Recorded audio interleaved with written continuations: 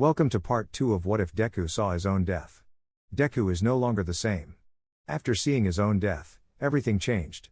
The image of his end still burns in his mind, and even though it hasn't happened yet, he knows time is running out.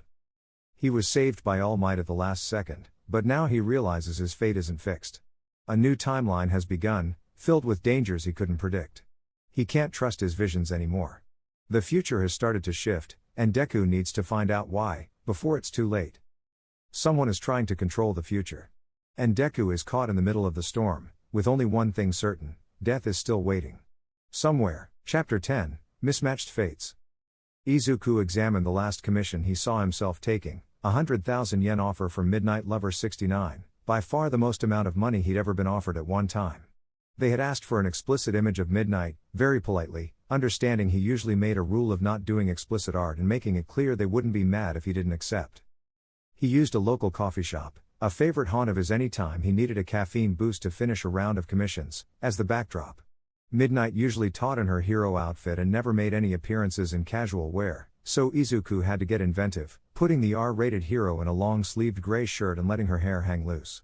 Gone was her usual sexy smirk, replaced with a soft smile and distant, distracted stare.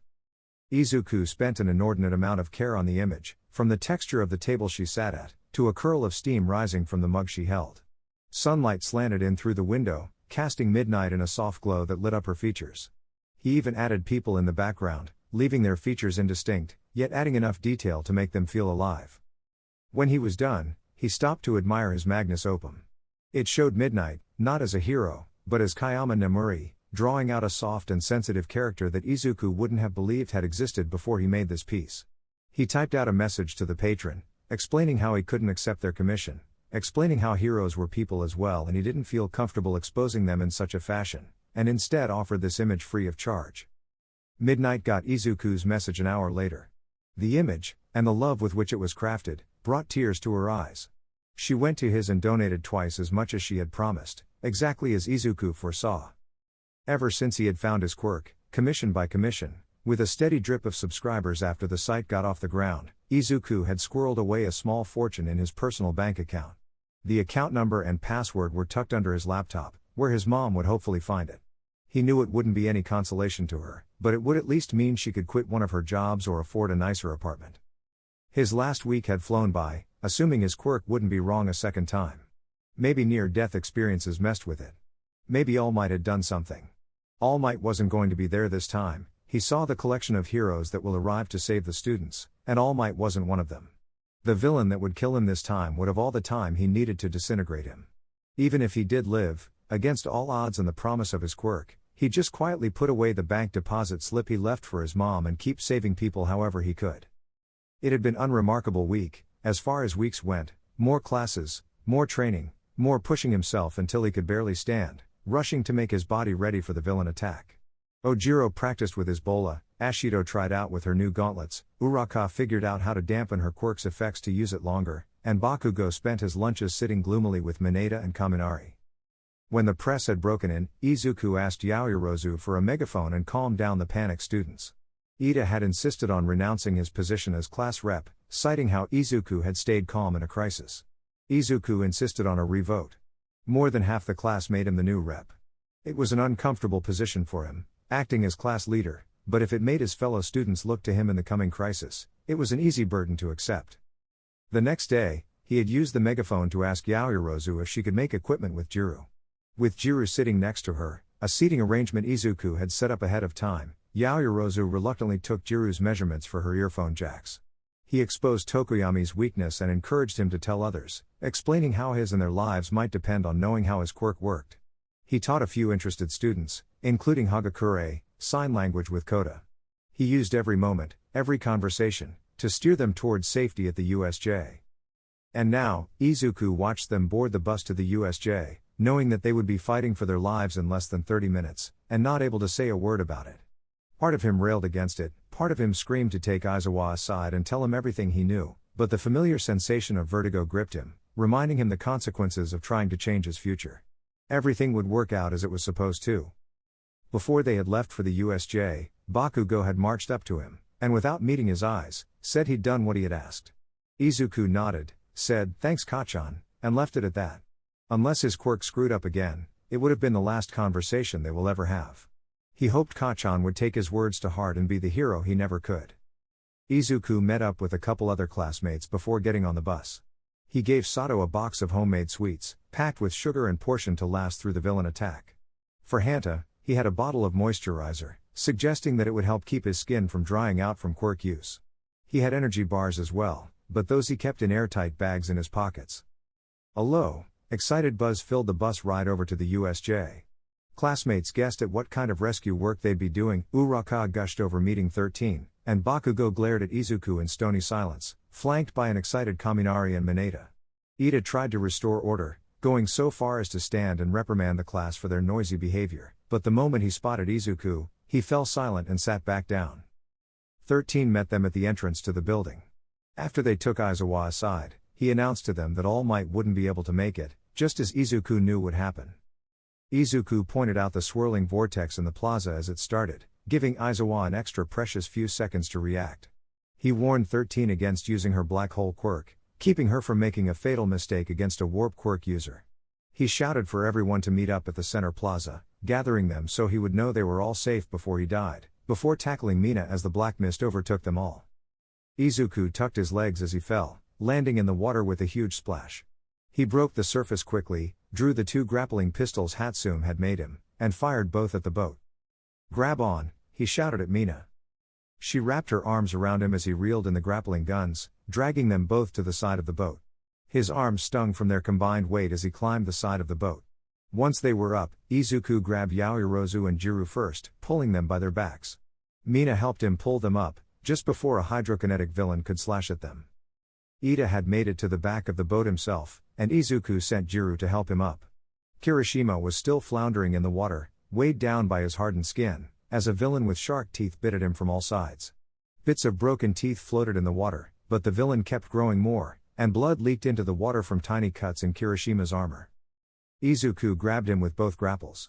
Mina and Yaoyorozu hauled him up with them, while Izuku told him to only harden his legs. With his weight reduced, they were able to pull him up. Villains circled the boat, watching them from the water. The students stood in a circle on deck, catching their breath. Yaoyorozu looked around, shivering either from the cold or the danger. "We should get this boat moving. Kirishima, could you check below for the engine?" "There isn't one," Izuku cut in. "It's just a prop for the simulations." "Mina, could you cut away the top half of the boat with your acid? We need to make it lighter so we can push it back." Despite the situation, Mina smiled and saluted him. Aye, Captain." "Kirishima, go with her, cut off the pieces she weakens." Kirishima pounded on his chest with a toughened hand. "Sweet, let's do this." Yaoyorozu looked at the villains in the water and asked, "What are we going to do about them? They're not going to let us go."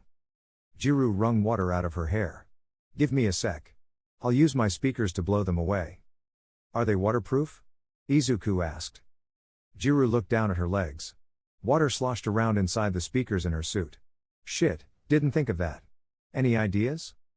Yaoyorozu was about to make her own suggestion, but Izuku cut her off. "Yaoyorozu-san, could you make a replacement?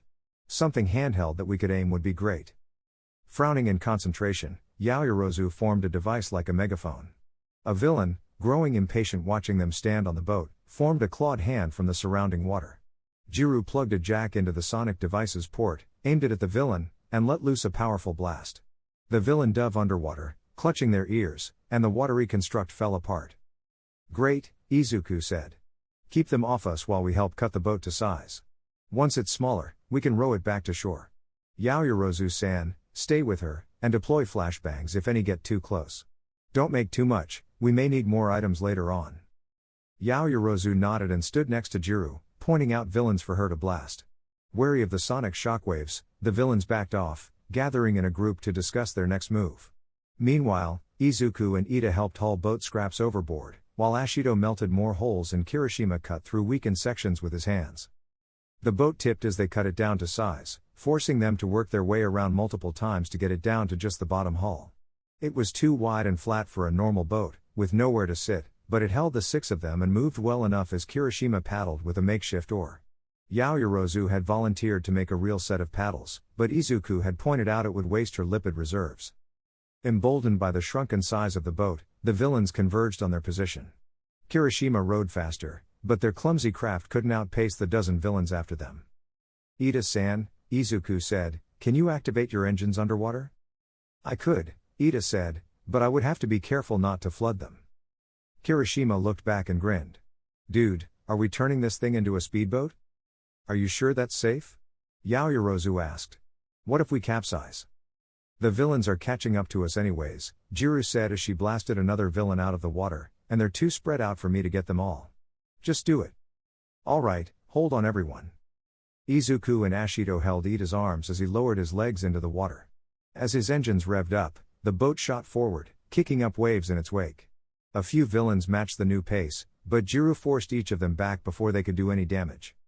When the boat hit the shore, it bucked up, tossing everyone over the side. Izuku landed nimbly on his feet, grappling guns drawn, while the rest fell on their backs and sides. Kirishima was the first to his feet, skin hardened, looking around for signs of villains. The shore was quiet, but within a couple hundred feet, a battle raged at the center plaza, as 24 villains surrounded Eraserhead and 13. Aizawa darted through the group of villains, using his capture scarf to subdue 3 at a time, but 13, forced to fight without their black hole, could only block and dodge as a villain slashed at them with dagger-like claws. Sweet, we made it back. Now what? We need to get someone back to UA, Izuku said. We won't be able to find the one cutting communications, so we'll need to send someone to warn them in person. Ida-san, we need you to run back to campus and warn the heroes. And leave you all behind? How could I? Class rep's orders, Izuku said. We can hold out until help arrives. Ida grimaced, but he saluted and said, yes sir. I will send for help as soon as possible. Jiru-san, Yaoyorozu-san, go with him. Use the sonic gun and flashbangs to keep the warp quirk villain off him. Aizawa-sensei has the rest of the villains bottled up at the plaza, so you shouldn't run into trouble. He fished the energy bars out of his pocket and handed them to Yaoyorozu. Use those to recharge your quirk on the way. What about you guys? Jiru asked. We'll help the teachers from here, Izuku said, gesturing to himself, Ashido, and Kirishima. That's too dangerous, Yaoyorozu said. Those are real villains, and we're just freshman students. We have the tools to keep them at a distance, Izuku said. If Aizawa falls, the villains will be free to pick us off group by group. We have to make sure he lasts long enough for help to arrive. But Yaoyorozu-san, Izuku said, putting more weight and volume into his voice than he would ever normally feel comfortable with, we need to get more heroes, and we need to make sure Aizawa-sensei holds out until they get here. I know splitting up isn't wise, but there's no time to argue. At first, Yaoyorozu looked as though she wanted to argue further, but as she watched the battle, saw Aizawa and 13 slowly, but surely overwhelmed by sheer numbers, she buckled. Okay. Please don't do anything reckless. Make a flashbang for me, in case we need it. Save as much of your quirk as possible, we'll need medical supplies after this. Yaoyorozu swallowed nervously and handed Izuku a Matryoshka doll. Pins on top of the head. Just, be safe, okay? I will, just get moving. As Ida left with his escort, Izuku turned towards the plaza. Ashido-san, spread acid out in front of us. Make it weak, but very slippery. Kirishima, take point. If anyone tries to get through the acid, take them out. Kirishima's skin turned jagged and solid. He gave Izuku a toothy grin and said, you can count on me. Mina spread the acid in a wide cone in front of them. Maybe I should get a squirt gun, then I could get in on the long-range combat too. The accuracy would be very poor at this range, Izuku said. You'd probably hit the teachers. Mina nodded. Then what else can I do? See that big black one hanging in the back? Izuku asked. 2 figures watched the fray, Shigaraki, a lanky, blue-haired man covered in hands, and the hulking, black Nomu with its brain sticking out. Shigaraki watched in avid interest, scratching at his neck as wave after wave of villains fell. The Nomu watched unblinking, still as a statue, waiting for orders. You're seriously not thinking about taking it on, are you? I don't think we'll have a choice. That villain's their trump card, what they're keeping in reserve until All Might shows up, but if their attack fails, they'll probably try to kill a few of us before they leave. Mina grew pale as she studied the monster. So, you're saying that thing's going to come after us? If that thing can stand up to All Might, there won't be anything Kirishima or I could do to damage it, but your acid might. It's built to take punches, not chemical burns. Mina looked at the gauntlets on her costume, a recent addition to hold large quantities of acid in reserve. I have a bit stored up. Should I add more? Make it as strong as you can. With a nervous expression, Mina asked, Are you sure? My strongest acid isn't exactly safe. Izuku put both hands on her shoulders. I'd rather not, but if that thing comes after us, your acid is the only thing that can keep us safe. After taking a second look at the Nomu, Mina took a deep breath and said, Okay. But only if they come after us. The strongest stuff I can make would kill them. I'm trusting you to do the right thing with it, alright? Izuku met her black, worried eyes, and nodded. It's a last resort.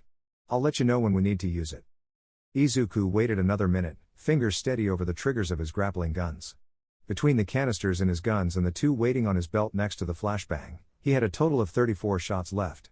He will need every single one.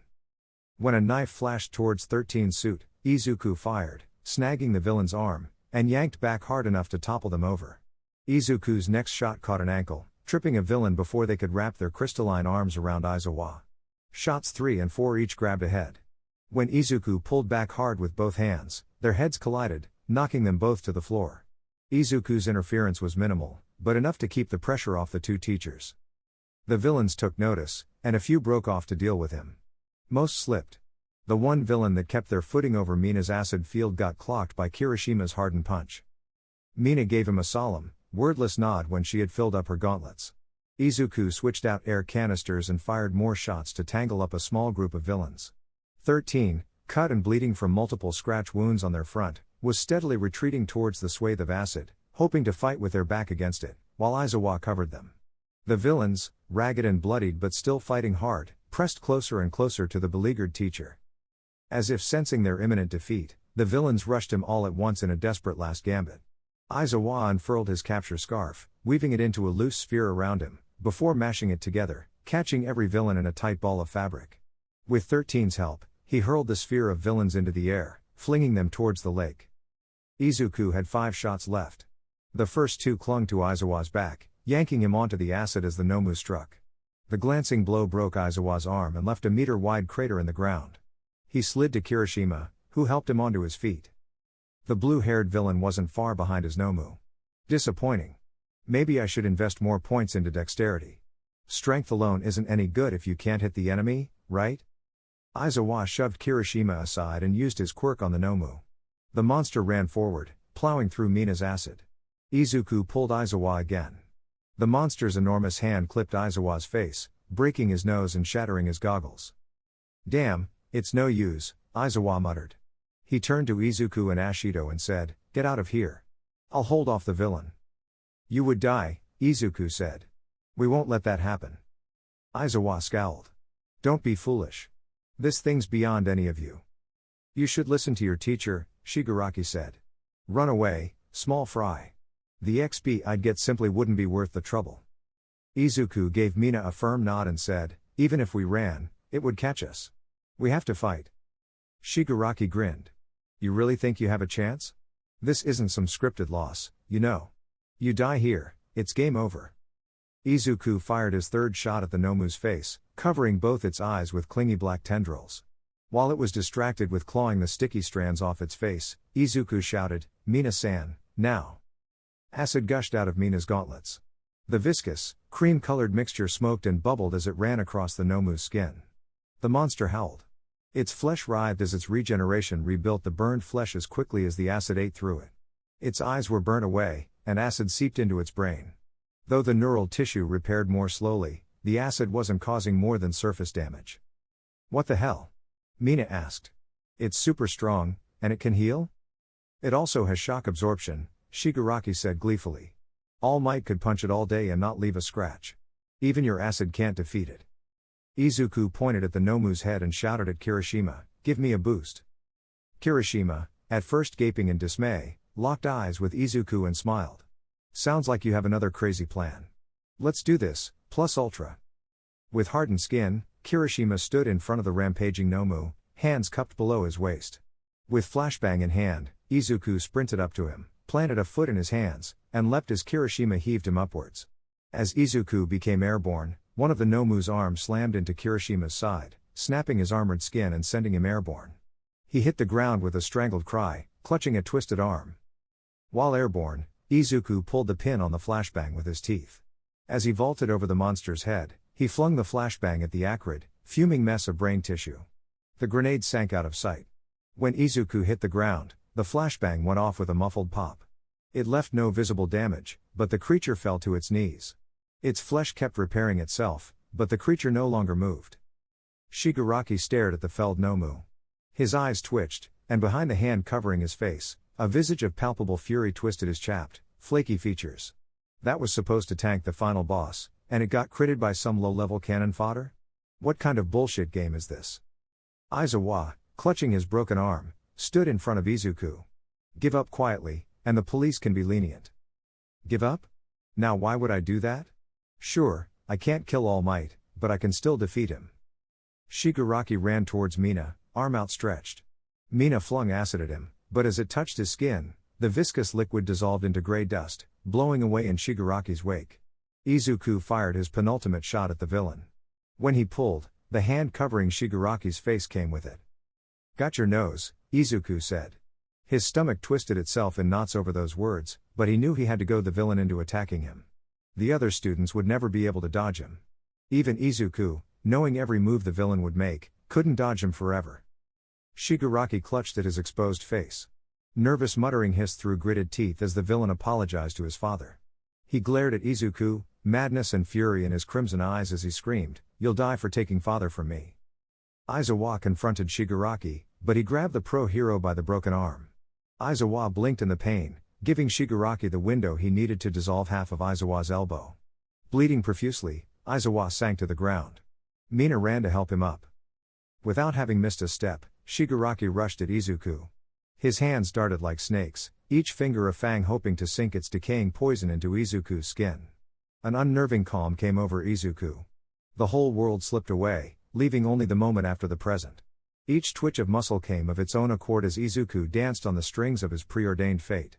He ducked and weaved around Shigaraki's wild, groping attacks. Izuku wove like air, dodging the fingers of death by a hair's breadth, before darting in, striking a blow to the gut or the exposed face. Each hit, though lacking power, bought him just a little more time. Even with his flawless combat, Shigaraki slowly, inexorably gained on him, growing more cautious, overextending less often, giving Izuku fewer openings. As the minutes wore on, Izuku's strength waned. His legs burned, and his head swam with lightheadedness. Shigaraki's fingers brushed his face guard, turning it to dust. Fingernails scraped long furrows in his arm, just a single nail short of stripping his arm to the bone. After that scratch, Kirishima rushed in. Izuku used the last shot in his grappling gun to snare his ankle, tripping him with a hard yank.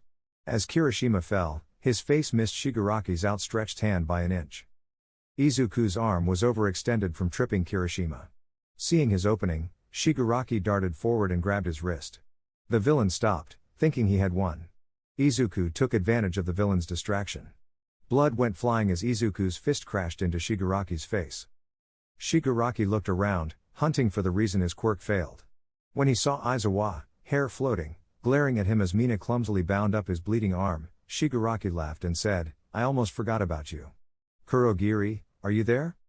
A nebulous, purple form appeared next to him. "Yes, Shigaraki, but I have bad news. One of the students made it out."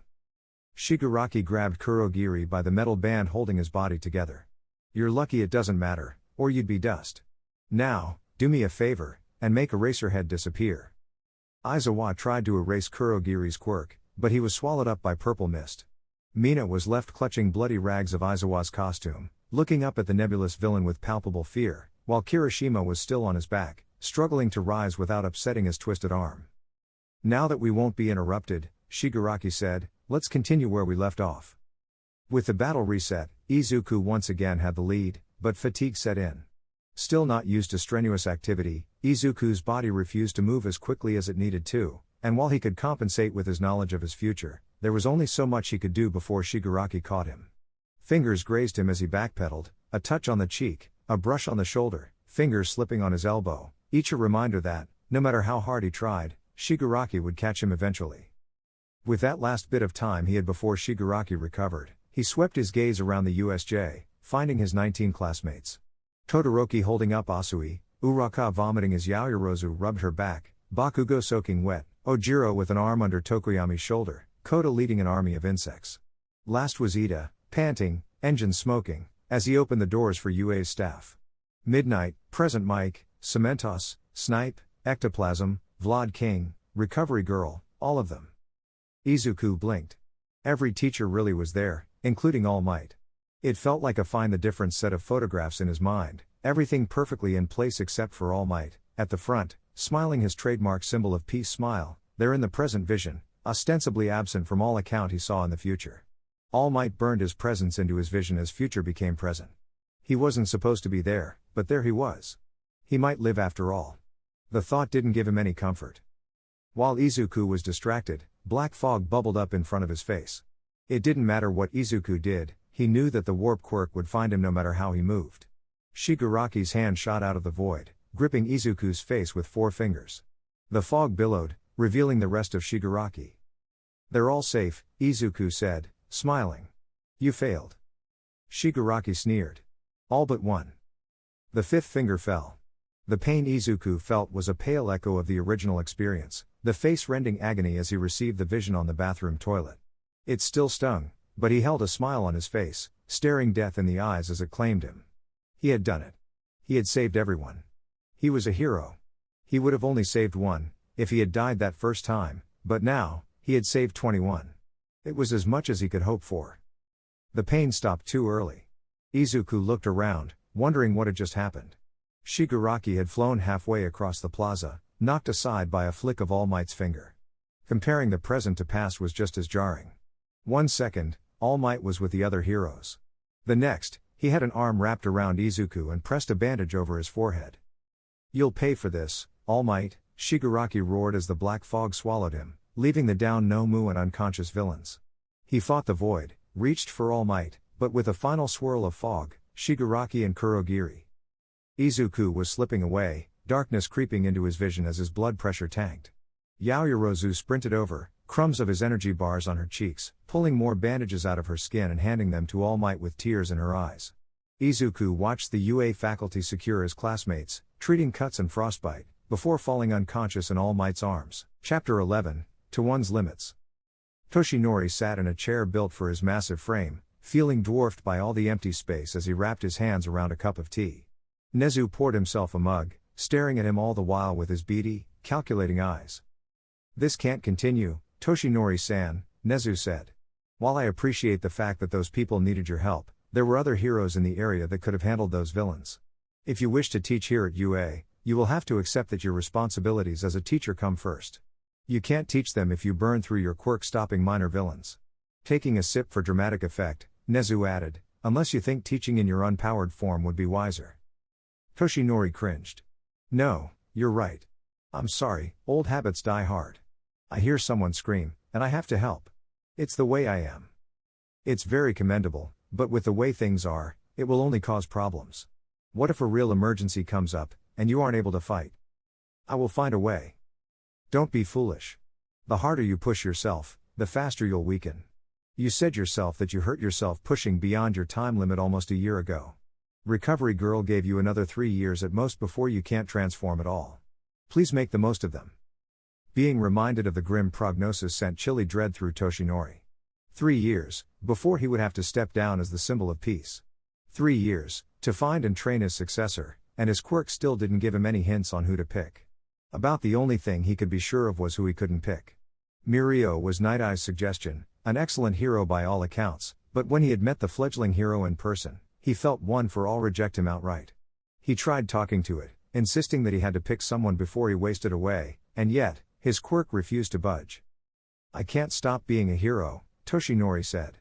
"The public needs to know that I am still here." "I agree. However, you need to pick your battles. Let the other heroes deal with carjackings and armed robberies. Save your strength for the kinds of villains only a top pro can handle." Toshinori looked down at his untouched mug, unable to look the principal in the eyes. "I understand." Nezu sighed. "You understand, but I get the feeling you will ignore me anyways. I'd rather you don't learn the value of my advice the hard way." Toshinori drank, grimacing as the warm liquid burned in his gut. The old injury had made even the mildest foods play havoc in his digestive tract. Half his nutrition these days came from a syringe, and the other half was blended, bland mush. Not for the first time, he thought of getting a hamburger despite the fact he'd need to have his stomach pumped afterwards. I will limit my activities as a hero, Toshinori said, forcing himself to mean the words. Good. Let the other heroes handle the present. You're needed here to secure the future. The door slammed open. Ida stood in the doorway, panting hard, smoke pouring out from the exhaust valves in his legs. He collapsed onto the table, forcing words out between shaky breaths. Villains. At the USJ, Ida groaned. Nezu handed him his cup of tea, pressing it to the teen's lips. You did great. Get some rest, and let us handle it. Toshinori looked at the student, struggling to understand what was going on. What? Nezu raced to his phone and paged the whole school. All faculty, report to the front lobby. Priority 1. I repeat, all faculty, to the front lobby, priority 1. Priority 1? Toshinori asked. Villains on school grounds. Stay here and rest up. We will handle this. One for All had a will of its own. It had taken Toshinori years to get used to hearing its call, having to fumble his way through his quirk after losing Nana. Once in a while, it would prod him in a direction, guide him to someone he needed saving or warn him about a villain trying to sneak up on him. Right now, it was screaming for him to stand, to fight, to protect the students. I will go. Nezu's eyes narrowed. He pointedly looked at Ida and said, Don't be foolish. I'm counting on you to guard the rest of the facility while we deal with this threat. It's telling me to, Toshinori said, keeping his voice low. I have to do this. Nezu stared off into space, eyes flicking back and forth as he ran calculations. He shook himself and said, No time. Just go, if you must, but please keep what we talked about in mind. I will. The other teachers were waiting in front of the school's bus, in a mix of hero costumes and civilian clothes. President Mike honked the horn and said, Get going, slowpokes. We gotta move. Toshinori fell into his seat as the bus barreled out of the school's parking lot. Nezu, half crushed under him, squirmed out and straightened his fur. You said it told you to go? Nezu asked. I don't remember you saying your quirk could speak to you. Not exactly, Toshinori said. It's more like a gut feeling. I could make a tasteless joke about your gut feelings, but right now isn't the time. Please let the others handle this as much as possible. Intervene only if student lives are at risk. But what about? Aizawa-san would be insulted if you thought he couldn't handle himself. Nezu frowned. Still, the fact he sent a student alone worries me. Not to mention, the alarm never went off. We'll have to be ready for the worst.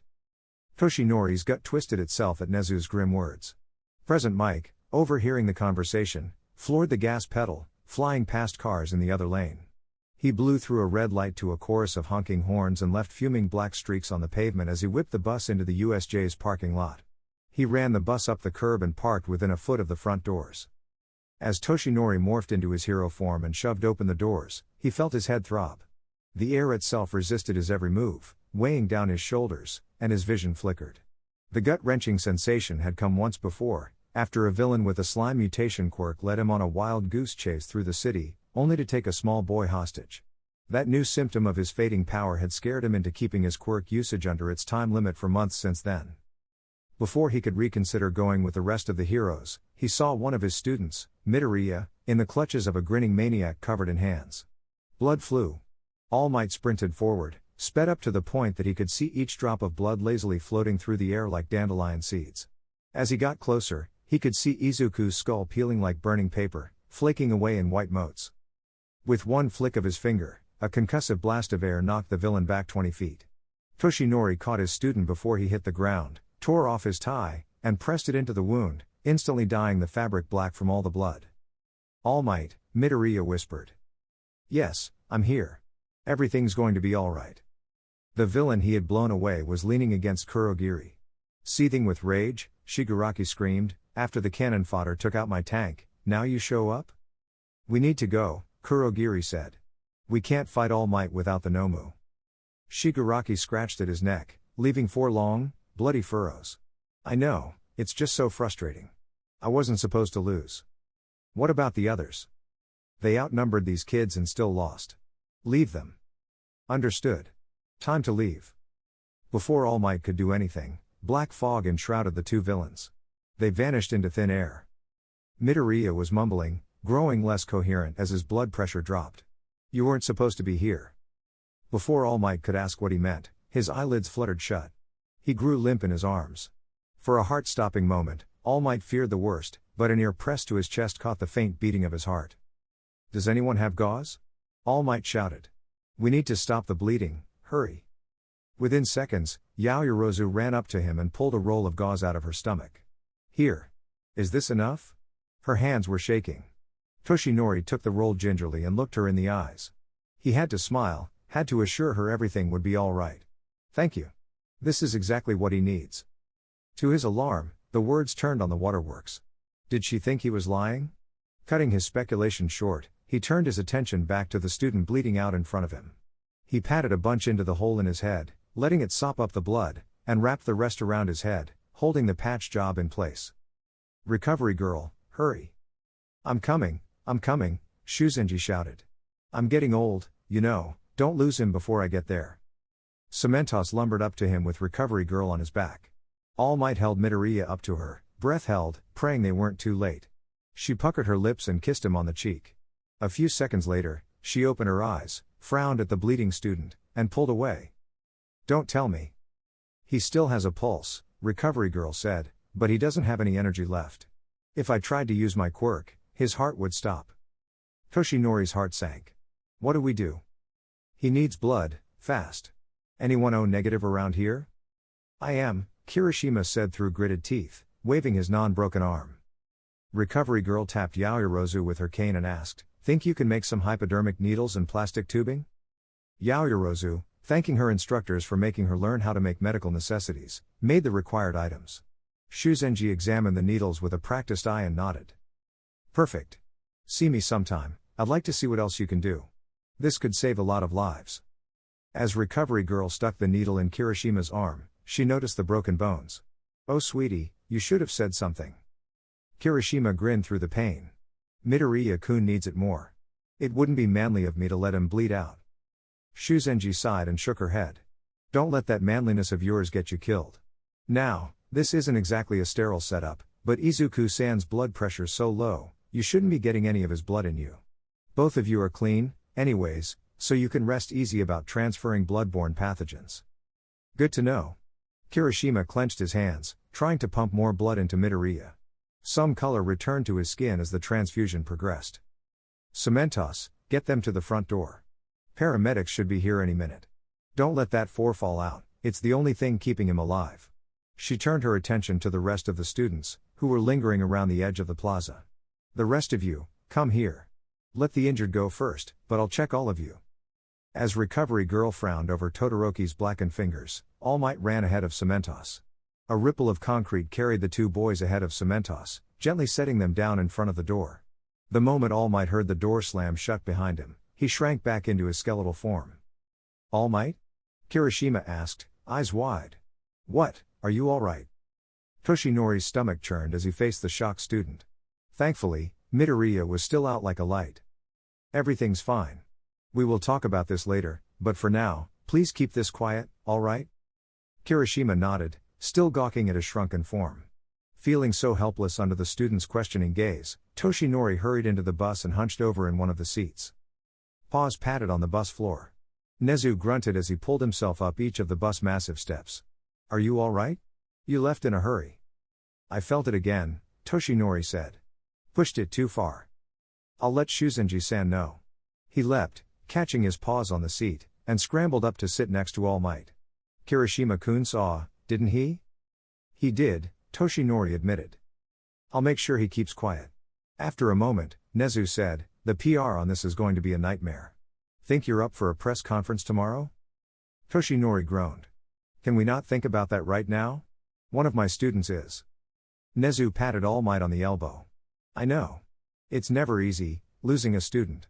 Happens every so often on the internships and work studies. They're just students. All Might shouted. I'm supposed to protect them, make sure they grow up to be heroes, and within weeks of coming here, villains tried to kill them. I don't know if I'm cut out for this. Toshinori, you're hardly to blame for this. If anything, it's my fault. I should have revamped the security system after those reporters got in last week. It's not just that. I don't know what I'm doing, teaching them. I'm trying, but I don't even know where to begin. Those books I got aren't helping, and I keep second-guessing everything I do, and it's not easy, being a teacher, Nezu said. You can hardly expect to get the hang of it after 1 week. Toshinori clenched his hands, staring solemnly at his frail fingers. I know, but their lives are counting on me. It didn't hit me until now, but if I don't teach them well enough, they're going to die out there. One's dying as we speak, and I go with the paramedics, Nezu said. Stay with Midoriya-kun at the hospital, and text me updates. We'll handle things here. The paramedics had pulled up alongside the bus. 2 EMTs stuck an 4 into Midoriya's arm and loaded him onto a stretcher, while another was checking Kirishima's arm. The redhead stared at him as he went. He walked alongside the stretcher, waiting for one of the EMTs to address him. Yagi Toshinori, UA faculty, he said, showing them his ID card. I've been asked to accompany Midoriya-san to the hospital. Got a healing quirk? I'm afraid not. Take the passenger seat. No room in back. Before he could ask if Midoriya would make it, the EMT slammed the doors shut behind him. Toshinori sprinted to the passenger side. The vehicle took off, sirens blaring, before he even closed the door. Once at Musatafu General, Izuku was whisked into the emergency wing. Toshinori was shown to a seat outside the operating room as doctors rushed inside, bringing bags of blood. Minutes dragged by. Heart heavy and stomach nauseous, All Might prayed that he had the strength to save one of his students. Quick reflexes saved Shota from taking a swim in the shipwreck zone. With his good arm, he flung out his capture scarf, catching the end of the zone's enormous water slide. He swung to safety, skimming just over the water's surface and catching himself halfway up the slide. His broken, decayed arm throbbed with pain. Shota had a few seconds to catch his breath before the whole slide collapsed underneath him. Enormous watery claws smashed the wooden supports to splinters. The water slide shuddered, plastic segments buckling as it collapsed under its own weight. Shota leapt from piece to piece. Each jump left his arm in agony as bone fragments ground together. With one final leap, Shota landed on the rocky shore. He bit back a scream as his injured arm slammed against stone. As another set of watery claws reached for him, Shota's eyes darted to the fish-like villain, who raised his right hand in a grasping pantomime. The claw fell apart as Shota erased their quirk. 3 villains leapt out of the water, trying to rush him. A flick of his capture scarf wrapped all 3. He flung them to the ground and dispatched each fallen villain with a kick to the head. Seeing their unconscious allies on dry land, the remaining aqueous villains stayed in the water. Some shot high-pressure jets, others flung knives, and the one kept slashing at him with liquid claws. Shota nimbly dodged each attack, but the blood dripping from his decayed arm left him steadily weaker. His vision blurred, his head swam, and his eyes burned from forcing them open for so long. The villains forced him further back, step by step, until his back was against the far wall. Shota cursed himself as he faced the onslaught of minor villains. He had failed his students. He failed to stop the main villain, failed to erase the warp quirk, failed to keep his students from throwing themselves in danger. Even now, as he wasted precious time trying not to get hit, unable to slip past or attack the villains in the water, his students were left alone with a villain whose agility was on par with his own, and whose quirk could reduce a student to dust with a single touch. With that knowledge, Shota goaded himself on, asked himself how many of his students would have their funerals in urns, how many parents he would have to apologize to, how many gossip-hungry reporters he'd have to kowtow to because he couldn't give some 2-bit villains the slip. Yet, for all the self-chiding, for all his anxiety for his students, he gave ground step by step, powerless to save his students. While he was distracted, a knife, propelled by a jet of water, nicked his shoulder, drawing a long, painful gash. Aizawa rolled aside and swept his quirk-canceling eyes across the whole lake. Another knife streaked through the air, biting into his shin. Trembling with exhaustion, lungs afire, and eyelids heavy, Shota wondered if he'd even live long enough to see his students again. One of Ectoplasm's clones sprinted into the shipwreck zone. Spotting Shota against the wall, Ectoplasm shouted into his radio and charged at the villains. Enough of them were distracted by the juicy target flailing in the water for Shota to circle around towards the fallen water slide. He took shelter under one of the fallen pieces. Finally safe, Shota collapsed on his back. He looked up at the dripping green plastic and sucked in humid gulps of air until his chest ached. Eraser Mike's voice fell like a hammer. A concussive shockwave shook the plastic, making it slide half a foot. Moments later, water fell in a sudden downpour, drumming on Shota's shelter. "Hey, Shota!" Yamada called, his voice amplified by his quirk. "You still alive?" Groaning, Shota got to his feet and limped out of the shelter. Midnight was rounding up sleeping villains in the damp depression that was once the shipwreck zone. Yamada, who was scanning the shoreline with half a dozen ectoplasm clones, spotted him first. "Oh, thank God," Yamada said as he got a shoulder under Shota's good arm. "When the kids said you got warped away with a broken arm, I feared they finally got you." Shota scoffed. "It'd take more than this to kill me." Yamada glanced uneasily at his decayed arm, which had stopped bleeding largely because Shota didn't have much blood left in him. "You're going to make it.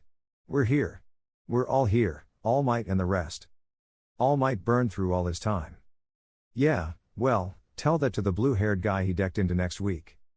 "He pushed himself? How irrational." "It probably saved Midoriya's life." Shota's breath hitched. "Midoriya? He's alive?" Yamada grimaced. "It's not good. Shuzenji-san couldn't do anything for him. They put him in an ambulance, hopefully the kid will pull through." "And the rest?" "All safe and accounted for." This time, Yamada smiled, though it looked forced. "They did good." The students were in a line before Recovery Girl. She checked their wounds, occasionally using her quirk to make gashes disappear, but largely using bandages to conserve her strength. Todoroki was sitting off to the side, his right hand riddled with white scars, and Ashido had her hands wrapped in ointment-soaked bandages. When Recovery Girl saw the gaping wound on Shota's arm, she waved him over. "The decay quirk, right? It's messy, but it didn't hit the bone. I can heal it." "Is Midoriya going to make it?" "His wound was like yours, and some of the bone was damaged. Luckily, All Might got him away before the quirk reached his brain. The wound itself isn't life-threatening, but Midoriya lost a lot of blood, and he was dangerously exhausted." Recovery Girl gave him a stern look and said in a voice that brooked no argument, "Once this is over, we need to talk about that boy's training regiment." Shota nodded uneasily. He thought back to his time training Midoriya after school, probing his memories for any signs of exhaustion. His student endured the exercise and combat training with stoic indifference, running and clearing obstacles without a single complaint. He had trained students long enough to know when they needed a break, and he never noticed the signs in Midoriya. Was it a part of the unknown quirk, or had he been blind to the signs? Had he unwittingly pushed harder than he should have? "Keep the healing to a minimum," Shota said. "I'll wait at the hospital. All Might's already over there, and I'm not letting you walk around with a broken arm. Please." He put everything he had into that one word. He had failed Midoriya enough for one day, and he wasn't about to nap on the job when one of his students was dying. Shuzenji sighed and dug into her pocket. "Fine, but you'll hate me for this later. Eat these. All of them." Shota grimaced at the gummy bears, 12 black ones in her outstretched hand. They tasted bitter, like coffee grounds mixed with cough medicine. Energy flooded into him. He felt his heart galloping in his chest as the stimulants kicked in. Recovery Girl kissed him on his left hand. Shota hissed as bone fused itself back together and muscle knitted across the gaping wound. Once she was done, a pink patch of half-healed skin was all that remained of Shigaraki's touch. The slashes on his shoulder and shin were scabbed, angry red lines that itched when he moved. "The moment Midoriya gets the all-clear, you head straight back. Understood?" Shota nodded, exhausted again by the healing, but still conscious. He stepped away and fell onto Yamada as his legs gave out. "Easy there, I'll take you," Present Mike said. "I'd tell you to get some rest, but if Shuzenji-san couldn't convince you, I sure as hell won't be able to either." "Thanks. What are friends for?" They borrowed one of the school's business cars waiting in the lot. As Yamada drove, he said, "Don't worry about Midoriya-kun. I'm sure he'll pull through." "What makes you say that?" Yamada shrugged. "It's called faith, try it sometime." With a snort, Shota said, "Illogical." "Maybe it is. Doesn't change the fact that he'll be back in class." Yamada offered to walk him into the hospital, but Shota shooed him away. The nurse at reception gaped at him with wide eyes, but when he flashed his UA badge and asked for Midoriya's room, she pointed him towards the intensive care unit. Yagi Toshinori was sitting on a bench outside a closed-off operating room. Shota sat next to him, practically collapsing onto the cushioned seat. "Aizawa-kun, I'm glad you're all right. I was worried when I didn't see you with the other students." Shota glowered at him. "The warp quirk got me." "I see.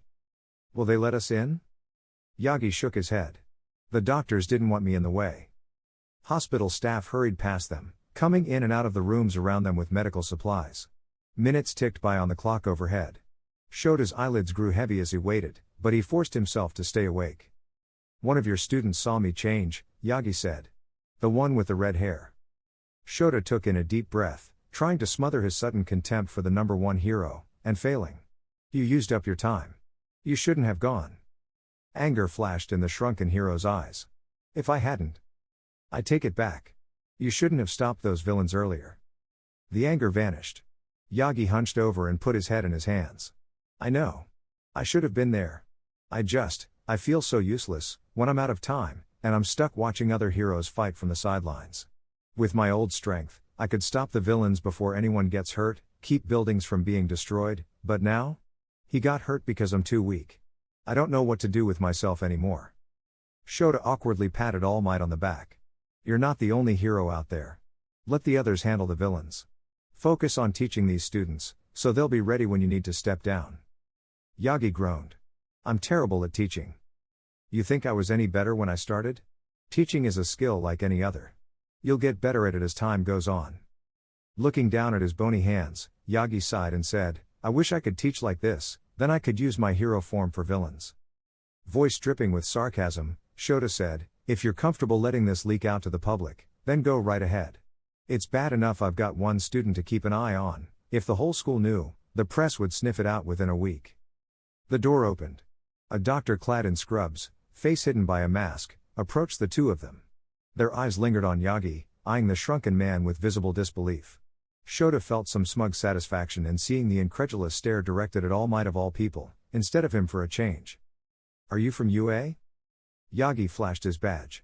The doctor's eyes lingered on him a moment longer, no doubt wondering which hero he was. Is Midoriya going to be okay?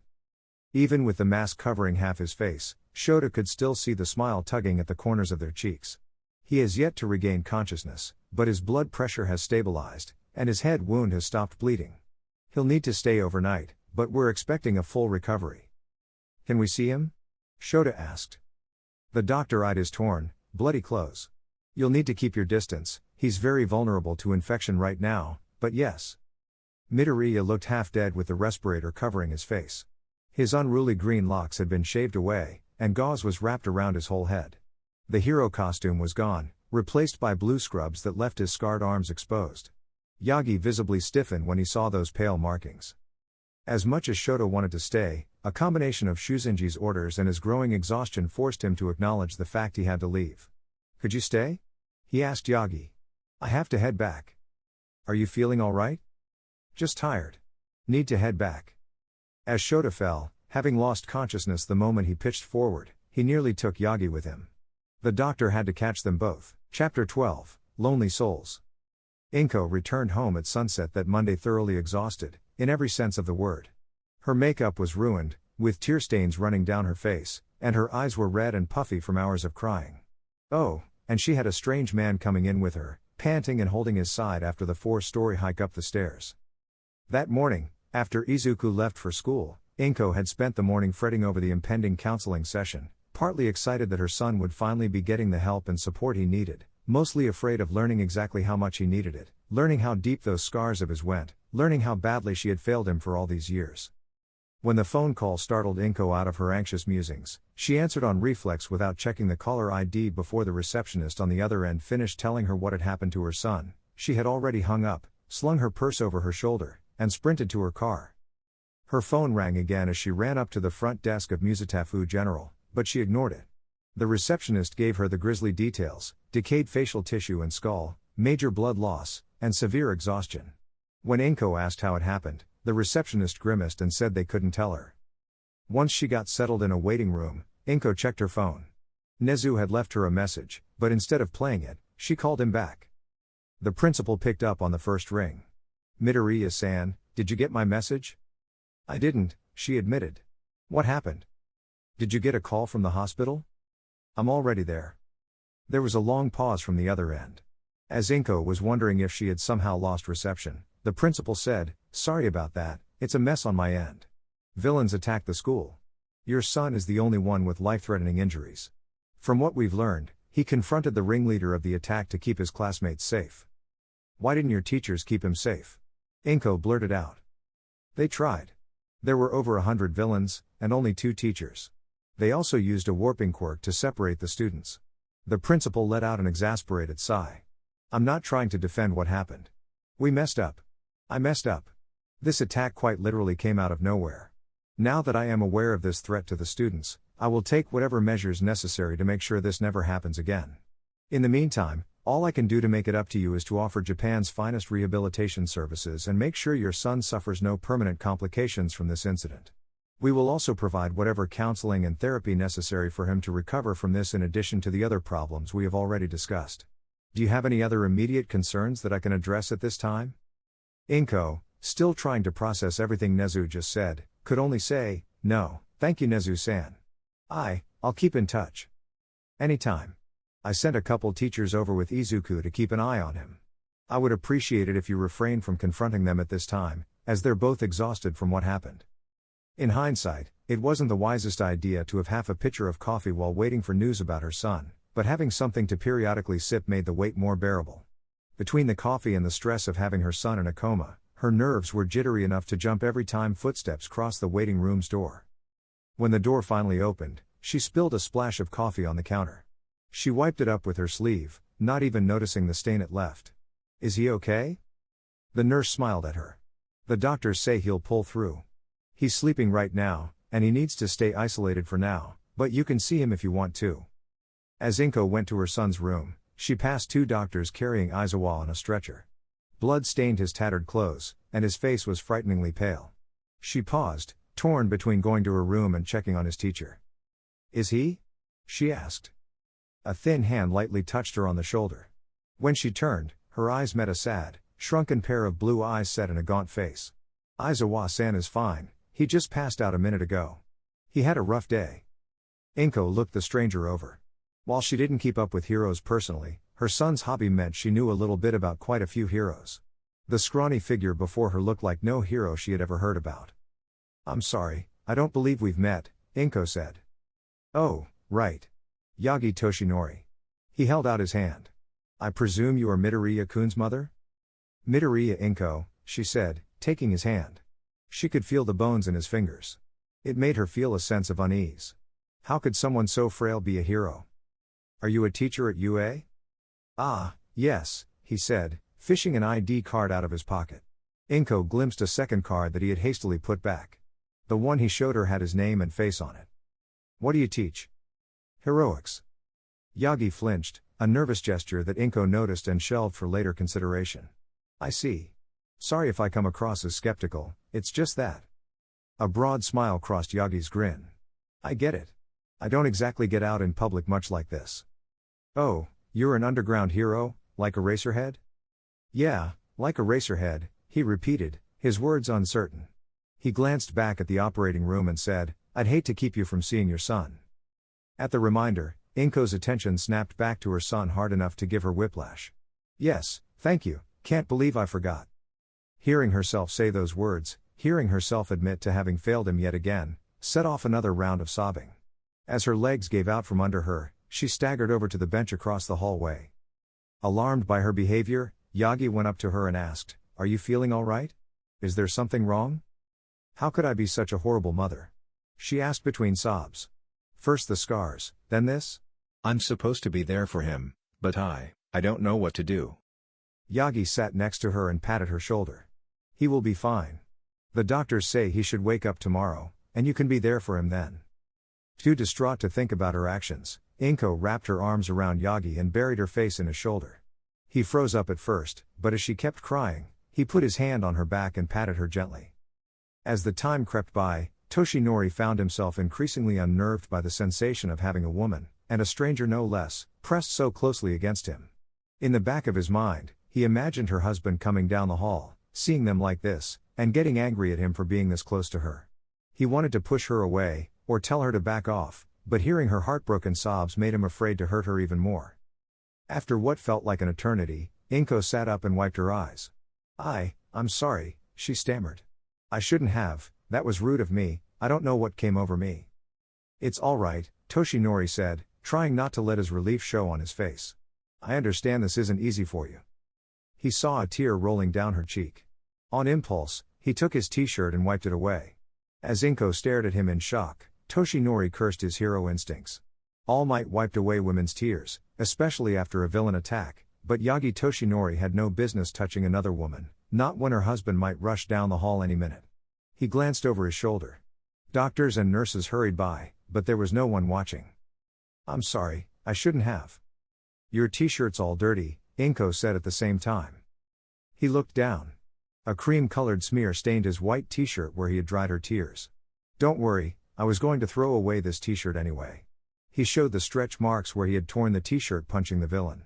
Looking back at her face, Toshinori winced and said, "I ruined your makeup." Inko touched at the streaking makeup. It was ruined anyways. She chuckled mirthlessly and said, "I should invest in waterproof concealer." Desperate to change the topic, Toshinori said, "Do you feel up to seeing your son now?" For a terrifying moment, Toshinori thought she was going to start crying in his shoulder again, but Inko took a deep, shaky breath and stood. "Thank you, I think I'm ready now." She looked hesitantly at the door and asked, "Would you mind coming in with me?" I don't think I want to do this alone." Toshinori looked up and down the hall. No husband, no family, no one. Maybe they were all busy? He looked back at Inko, who was staring at him with exhausted, red eyes, and felt his heart break. "I don't mind," he said, feeling completely out of his depth. Inko smiled gratefully at him as she opened the door. When she saw her son, breathing through a mask and wrapped in bandages, she raced forward. Toshinori caught her shoulder. "The doctor said we shouldn't get too close to him." The nurse, who was monitoring Izuku's vitals from a nearby computer, watched them for a moment before returning her attention to the screen. Inko stared at the bed, feeling helpless as her son lay pale and unmoving like a corpse. The silence of the room was punctuated by the slow, feeble beating of Izuku's heart on the monitor. "This is going to keep happening, isn't it?" Inko asked. Toshinori was at a loss of words. His first impulse was to reassure her, to tell her that being a hero wouldn't come with frequent trips to the hospitals, debilitating injuries, and quite possibly, a grisly death. Maybe All Might could have said that with confidence, but Toshinori Yagi, shrunken, tired, and coping with the dull, constant ache of his impaled chest, didn't have the strength to tell her that lie. "It's never easy," he said, faltering for a way to make it all seem right, to make it okay for a 15-year-old to lay in a hospital bed because there are people in the world sick and twisted enough to make it happen. The job takes a toll on everyone. I've seen heroes come and go. A lot leave after their first serious injury. Maybe it's a broken arm, or a missing eye. Sometimes, it's someone they failed to save, or a mistake they made, knowing that someone died because they weren't good enough. Sometimes, it's just the long hours, or the constant pressure of the job. The ones that push through all that, the ones that keep saving people no matter how hopeless it seems, they do it because saving people matters that much to them." With a deep breath, he said, knowing what happened back there, that he fought this Shigaraki person himself, "I think your son is one of those who won't quit no matter how hard it gets." Toshinori looked back and felt horrified at the stricken, grieving expression on her face. He hastily added, "I'm sorry, I wish I knew what to say." "More than anything else," Inko said, "I want him to be happy." She wiped away a fresh batch of tears. "When he was diagnosed, I told him he couldn't be a hero. I was so scared that he'd get hurt. He was quirkless, he didn't have a way to protect himself. That's what I thought. I broke his heart that day. If I had just told him he could, if I had found him someone who could teach him, if I had just supported him like I was supposed to. But now, looking at him like this, I don't know if I can take it. I don't want him to die." She looked at Toshinori with teary eyes and asked in a hysterical voice, "Why couldn't he just be happy as a normal kid?" Toshinori knew why. There was a time where he was quirkless and filled with a burning desire to matter, to be someone important, to be a hero. He wanted it so badly it hurt, and when Nana finally gave him the power he needed to be that hero, he threw himself into it. "Because nothing hurts worse than knowing that you don't matter," he muttered to himself. "He matters to me." Toshinori didn't have anything to say to that. He barely remembered his own parents, indifferent, murky figures in a past he didn't care to think about these days. Anytime he tried to picture his mother, all he saw was Nana's smile. As the silence stretched out between them, Inko talked about Izuku. She spoke fondly of the days when he was an excitable toddler who gushed about heroes and dreamed of being one, pointedly skipped over the day of his diagnosis, and spoke calmly, but with no less pride, about the quiet teen who hardly made a splash at school, but at art that every teacher of his had complimented. As the hours wore on, she told Toshinori about his favorite food, the clothes he liked to wear, what heroes he liked talking about. It was with no small embarrassment that Toshinori learned that All Might was Izuku's favorite. Inko abruptly stopped and let out a loud, jaw-popping yawn. She glanced at her phone, and her eyes went wide. Gosh, I can't believe it's that late already. Toshinori glanced at the time and winced. He had missed his evening nutrient shot. Maybe the hospital had his dose on hand. Before he could think of asking for his supplements, the nurse, who had been replaced during a shift change without their knowing, approached them and said, "I'm sorry, but visiting hours are over in 5 minutes. I have to ask you to leave." Inko stared at Izuku, face set as if she were about to argue, but another yawn burst out of her. "Is there any way I could stay? If he was in critical condition, we might allow it, but Izuku's vitals have been stable all day. He'll be fine, he's just sleeping. You can visit him first thing in the morning." Inko teetered on the edge, and Toshinori decided to give her a final push. "It'll be better for him if you're feeling well when he needs you." For a moment, Toshinori feared he had pushed too hard. Inko frowned at him a moment, then she nodded. "Thank you. You're right, I should sleep." Another yawn slipped past her, and she teetered to the side, holding herself up against a wall. Toshinori rushed forward, ready to catch her, but a twinge of pain from his side stopped him. "Will you be fine getting home?" When he said that, it sunk in that Inko was still alone. No husband, no family, no friends, no one. Wouldn't the hospital have called them too? Another yawn, wouldn't want to be any trouble. Which was as good as admitting she couldn't. All Might had heard that line too many times before to ignore it. "It's no trouble at all," he said with a reflexive smile. "It would be my pleasure to make sure you get home safely."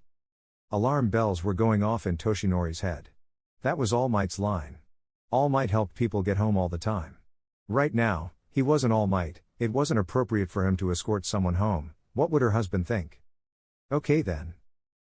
Thank you, you're right, I shouldn't be driving like this." Her eyes widened. "Crap, my car. I can drive, that is, if you don't mind." Toshinori cursed himself for digging himself deeper. More tears pooled in her eyes, and for a frightening moment, Toshinori thought he had gone too far. I'm sorry, it's nice of you to offer. You don't have to." "It's no trouble," Toshinori said, struggling in futility against his hero instincts. "I wouldn't feel right letting you go home alone." When they left the hospital, Inko handed him her keys and showed him to her car. He had almost gone to the passenger side before remembering that cars in Japan had the steering wheel on the right. His driver's license, long expired, was American.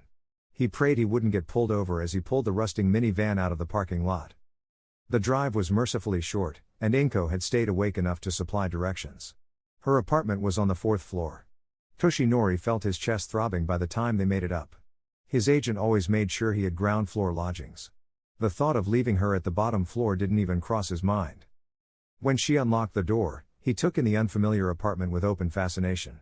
It was much like his own, bare and plain, but that made the few differences stand out. The counter was cluttered with canned vegetables, onions, and packs of instant ramen. On the fridge hung a colored sketch of Inko, which depicted her watering a potted tomato plant. He stopped to admire the picture, drawn in by her gentle smile. "Thank you so much for this," Inko said, startling him out of his reverie. It's no trouble at all. I should get going." As he headed to the door, his ailing body betrayed him. He felt the cough creeping in the back of his throat and hastened to the door, but before he could slip outside, it burst out of him. Blood dribbled out of the corner of his mouth and dripped on the linoleum floor. Inko saw the blood and gasped. "Oh my God, you're hurt. I'll drive you back to the hospital." "I'm fine, it's just an old injury," he said hastily. He wiped the blood away and smiled. "Really, I'm fine." She watched him with a raised eyebrow. "You definitely don't look fine." "Trust me, I'm tougher than I look." As if to contradict himself, he coughed again, though he managed to keep the blood in his mouth. Inko looked nervously around her apartment. I can't let you go home like this. "I don't have a sofa or anything, but you could take Izuku's bed for the night." "I'll have someone pick me up, it's fine." Toshinori dug into his pocket and found nothing. Panic flashed through him as he checked his pants. He still had his keys, but his phone and wallet were long gone. The memory of checking his pockets for the bottles of Slime Villain came back to him, and sure enough, they were the exact same pair of pants. He could have sworn that he had thrown them away. "I'm so sorry, I must have lost my phone. Would you mind if I borrowed yours?" "Oh, of course." As he took it, he realized that he didn't know any of his colleagues' numbers. Luckily, Inko had Nezu's contact info. He called, praying he'd pick up. Inko, is something the matter? With no small embarrassment, Toshinori explained his predicament. When he mentioned that Inko offered to put him up, Nezu immediately said, "Yes, perfect, sounds good. That way, you can bring her to the hospital in the morning and pick up Aizawa-san. Have a good night, Yagi-san." Before Toshinori could protest, Nezu hung up. He held the phone to his ear a moment longer, stressing about being left alone in a strange woman's house with no way to leave. He thought about calling a taxi, but he had no money on him, and he couldn't possibly put the burden on a grieving mother.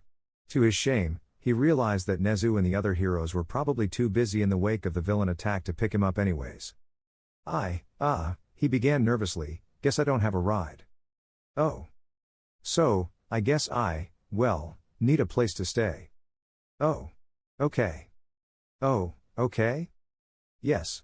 Izuku's room is on the left. I just washed the sheets yesterday." "Oh. Thanks." He was not prepared for what he found when he opened Izuku's room and turned on the light. All Might posters, an All Might calendar, All Might figurines still in their original cases, an All Might calendar, unmarked, an All Might alarm clock, All Might lamp, All Might wherever he looked. Sure, there were signs of other heroes, other figurines with their own shelf, an autographed and framed Best Jeanist photograph, and a present mic radio host schedule, but Toshinori found himself looking at All Might's dazzling grin wherever he looked. There was even an autograph of his hanging on the wall across the bed. Something about the crinkled, half-scorched paper tickled his memory. "My son's quite the fanboy," Inko said with a fond smile. "He got most of these on his own, makes money selling art on the internet somehow." I see." Toshinori grimaced at the All Might sheets and All Might bed frame. "It's fine, I wouldn't want to intrude. I could just sleep on the floor." "You were coughing blood a few minutes ago. I couldn't let you sleep on the floor. What if it made you worse?" The thought of spending the night on the floor made Toshinori wince. His mattress was the best that money could buy, and he still woke up in agony some mornings. "Thank you. I'm sorry for all the trouble." Inko gave him a nervous smile. "It's no trouble at all, it's just the right thing to do." She pointed to the other door and said, "That's my room. If you need anything, please knock." As she turned to leave, his gaze went back to the autograph. He put his hands in his pockets and felt the hole that the bottle of slime villain had slipped through. A recollection of a boy, half smothered by a slime quirk, and his scorched notebook flashed in his mind. "I thought I recognized him." Inko paused at the doorway. "Pardon?" "I remember that," Toshinori said, pointing at the autograph. "The slime quirk that day, took forever to track that guy down again." Inko's eyes narrowed. "How do you know about that?" Toshinori hastily rewound the conversation, praying that he hadn't accidentally let anything slip. "I work for the All Might Agency as a secretary," he said, falling back on his habitual cover-up. "Worked on the press coverage for that day. I wish I could thank him for it. It feels like that day's the reason Izuku became a hero. After that, he started working out and cleaned a whole beach by himself. Still feels like it's not real, somehow, like it came out of nowhere." Inko shook herself and said, "I shouldn't say that. He worked hard to get where he is, and I couldn't be more proud." Not for the first time, Toshinori felt guilty about hiding his alter ego. Part of him wanted to flex his hero form and tell the grieving mother that he was proud of how far his son had come, but his secret had to be kept for everyone's sake. He had already screwed up with that student, he couldn't screw up again. Another slip of paper, sticking out from under a laptop, caught his roaming eye. Numbers were scrawled on it in bright red ink. One glance showed him it was a bank deposit receipt. Averting his eyes, All Might said, "I think you should check the room, make sure there isn't anything in there I should see." Inko blushed and said, "I know he's a teenager, but he doesn't do anything like that, I swear." As much as Toshinori wanted to scoff at that, remembering his days as a rowdy teenager, that wasn't the point he was trying to make. "I mean the desk. I think that has his bank account on it." Inko followed his pointed finger and saw the receipt Izuku had left on his desk. When she saw the balance on his bank account, which held 5 times her own yearly income, her eyes widened. Thank you for catching that," she stammered. A quick search yielded nothing else out of the ordinary. "I'll let you sleep now, I bet you're tired after what happened today." A yawn of her own reminded her that she was running on stranger-induced anxiety at this point. "Good night, Yagi-san." "Good night, and thank you, Midoriya-san. I'll try not to trouble you too much." Toshinori, in an unfamiliar bed, in a stranger's house for the first time in decades and surrounded by his own dazzling grins, and Inko, with a strange man in her home, sleeping in her son's bed, and with her own son in the hospital and a bank balance in his account that made her question her own sanity, both failed to get much sleep that night. Chapter 13, Daybreak. When Izuku drifted back into consciousness, the first thing he noticed was how comfortable the bed was. His bedroom had an old spring mattress, not easy on his back, but the lumps were a familiar presence. This mattress practically smothered him with a soft, luxurious embrace. Before he could wonder where he was, he felt images of the future seep into his mind. He willed himself to stay still, now knowing that there was a nurse sitting at a desk not 10 feet from him. Images of a hospital room flitted by, his mom and teachers checking in on him, then the release, classes, therapy sessions, the excitement surrounding the UA festival. Aches and sprains washed over him, setting his whole body aflame, but he kept silent. In the festival proper, his whole body burned, but still, he clenched his teeth and wrote it out. Then Hasu happened. The hero killer, a dance of wires and knives, steel clashing against steel. Smoke, screaming, shattered glass and tumbling buildings, an arm popping out of its socket as he caught a whole clump of civilians just 10 feet away from a lethal drop. Nomu, dozens of them, ripping and tearing their way through the city. A floor giving way beneath him. Black hands reaching for him. The pain that followed snapped his eyes open. A yell forced its way out of his throat. The nurse leapt out of their seat and was at his side in a heartbeat. "Is everything all right? What hurts?" I'm fine," Izuku said, flowing seamlessly into his new script. "Just startled." The nurse frowned. "I don't blame you. Heard what happened at the USJ." Izuku lay there as the nurse did his checkups and fed him some light broth. Once the nurse was satisfied he wasn't about to start bleeding again, he led his mom into the room. Izuku sat through the gushing tears and tender hugs as his mother apologized over and over. A thin, pale man stood awkwardly off to the side. While his mother was telling him what she knew about the USJ incident, Izuku let his mind wander, taking in everything his quirk had shown him. He silently cursed his ironic lack of foresight in putting his scars on display before the whole class. Of course they had questions about it, and of course they asked his mother. At least he already knew how the sessions would go, and how to dodge their questions. As he probed further into his future, he felt pockets of ambiguity, where the images were distorted and fuzzy, at first just a few spots here and there, then whole swathes of his future, hours at a time blurred beyond recognition. It was a familiar sensation. Aizawa. Izuku bitterly thought that his teacher would no doubt be curious about his quirk after he fought off the villains that bested him, curious enough to use his erasure quirk to experiment on him. Yet, it wasn't a complete blackout like the first time, it didn't completely obscure the entire future like the first time.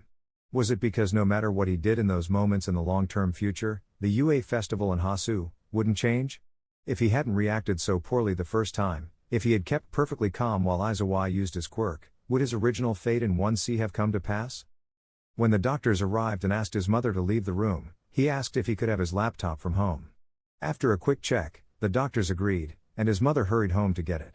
She returned half an hour later with a laptop and a bowl of reheated katsudon from home, which the doctors regrettably told her that he couldn't have. Before he could get to work on his laptop, the emaciated stranger that had been following around his mother asked to speak with him in private. Even the attending nurse stepped out when he flashed his UA identification card and claimed it was a school matter. "I don't recognize you," Izuku said once they were alone. "Yagi Toshinori," he said as he approached Izuku's bed.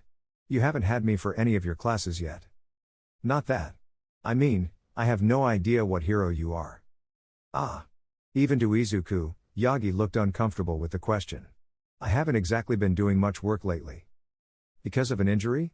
Izuku asked, already knowing what he was about to see. Yagi started, and his hand went to his left side. "Yes. I want you to understand that being a hero is dangerous. For someone without a quirk, I don't think it's a good idea."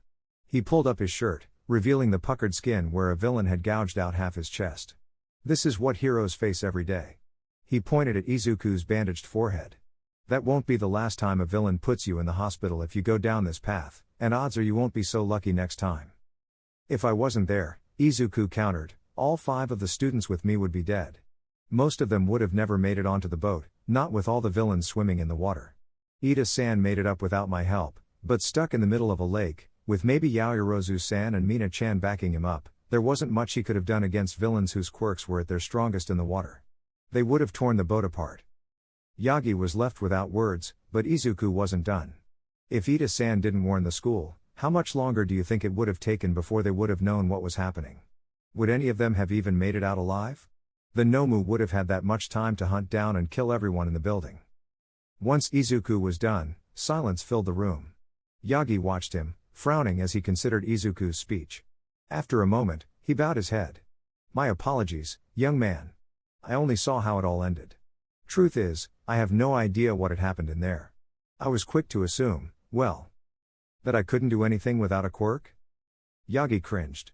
Quirks are an important part of being a hero. They define us. Fact is, there are villains out there that will kill you in an instant, and quirks are our only defense against that. One such villain gave me the scar I showed you. Took out my stomach and half a lung. I almost died that day. He put a hand on Izuku's shoulder and said, there's more you can do to help people than throwing your life away trying to be a hero. I'm not going to let you take me out of the hero course, Izuku said flatly. I'm not trying to. Your mother was worried sick about you, you know. She'll be fine. Yagi blinked at the bluntness of Izuku's statement. He paced across the room, brow furrowed as he tried to sort his thoughts. At last, he asked, why do you want to be a hero? I want to save people. That's it? That's it. With a look of curiosity, Yagi's stare lingered on him. He twirled a strand of hair between his fingers and muttered to himself. After a while, Yagi's shoulders slumped, and he let go of the hair. Then I wish you good luck, young man, and stay safe. His mother came back into the room once Yagi was gone, but Izuku asked to be left alone, claiming he felt tired. The nurse checked his vitals again before leaving him to his laptop. Opening up a new document, Izuku's fingers flew across the keys, filling page after page quickly enough to make the nurse gawk at him. A lot of the jargon was lost on Izuku, with sophisticated syntax and vocabulary he had never seen before, but what mattered was the end result. This document that assembled itself before Izuku's eyes would change the course of the entire school year and ensure that he would be in Hasu for his internship. By the time he was done, his wrists had mild cramps from the unfamiliar typing position. Rolling his shoulders, Izuku brought up an internet browser and made a new, anonymous email account. He sent the document to Nezu and shut his laptop, letting the nurse take it. Closing his eyes, Izuku let the future play itself out in his mind, familiarizing himself with his new fate. In a UA conference room, the faculty had gathered around a large table, facing a projector screen. Nezu had a seat next to the projector. He looked around the assembled staff and said, "Thank you all for taking time out of your busy days for this meeting. I know the past few days haven't been easy." Snipe snorted. "There's an understatement." "Indeed." Turning to Power Loader, Nezu asked, "How are the improvements coming along?" "I've already installed the fail-safes, and I'm working on a backup system using wired connections. Everything will be in place by Sunday." With a smug smile, Power Loader said, "Once I'm done, they could knock out every device in the city with an EMP, and we'd still get a warning out." "Good. Have your best students take a crack at it, see if they have any suggestions." "As long as it isn't Hatsum," Power Loader said, going pale. Nezu grinned. "I've already sent her a request. I trust that you can keep an eye on her." While Power Loader wilted in his seat, Ectoplasm said, "The new system is good and all, but the fact is, they shouldn't have been able to get around the old one. Without knowing where the routers were, they couldn't have disabled all of them at once without cutting the power. Which begs the question how they knew that in the first place." Nezu's grave tone chilled the atmosphere in the room. Taking full advantage of the uneasy silence, Nezu studied each of their faces, looking for a trace of guilt or fear. None of them averted their faces from his probing gaze. The uncomfortable fact is, either one of the faculty or one of the students aided the villains that attacked our school. The room's temperature plummeted another 10 degrees. While the other teachers were at a loss for words, Aizawa said, "It's only logical. They sent my students to places where their quirks were ill-suited. They'd need access to school records or the quirk agency's documents for that. Not to mention," Nezu added, "they knew the school's itinerary, and knew that All Might was supposed to be at the USJ. "Well?" Vlad King asked. "Do you have any leads?" Nezu's eyes met Aizawa's for a moment. His paw traced a pattern on his thigh, a silent signal to hold his tongue. "Actually, yes." With a click of a button, Midoriya's face and school profile came up on the projector screen. Aizawa glared daggers at the principal, but he held his tongue. Hound Dog leaned forward, growling in the back of his throat. "A few of the students mentioned him," he said. "His idea saved a lot of lives." "That's exactly why I suspect him," Nezu said. "I reviewed the notes from each of the students' counseling sessions, and I've noticed a disturbing trend. Numerous students cited incidents where Midoriya-kun either gave them useful items, such as Sato's candy and Sero's moisturizer, or gave them helpful ideas well in advance of this incident, such as Ashido's gauntlets. It was also his idea to get warning out to us, and furthermore, he knew how to disable the Nomu. Wait, Present Mike said, why would he help everyone, including Shota-kun, he added with a nod to Eraserhead, if he was working for the villains. I have two theories on the matter. The first, is it's a ploy to remove suspicion from Midoriya-kun, though it feels like quite a stretch. There's little sense in making it blatantly obvious he knew of the attack before it happened if we would have never known otherwise, not to mention they missed their chance to seriously damage UA's reputation.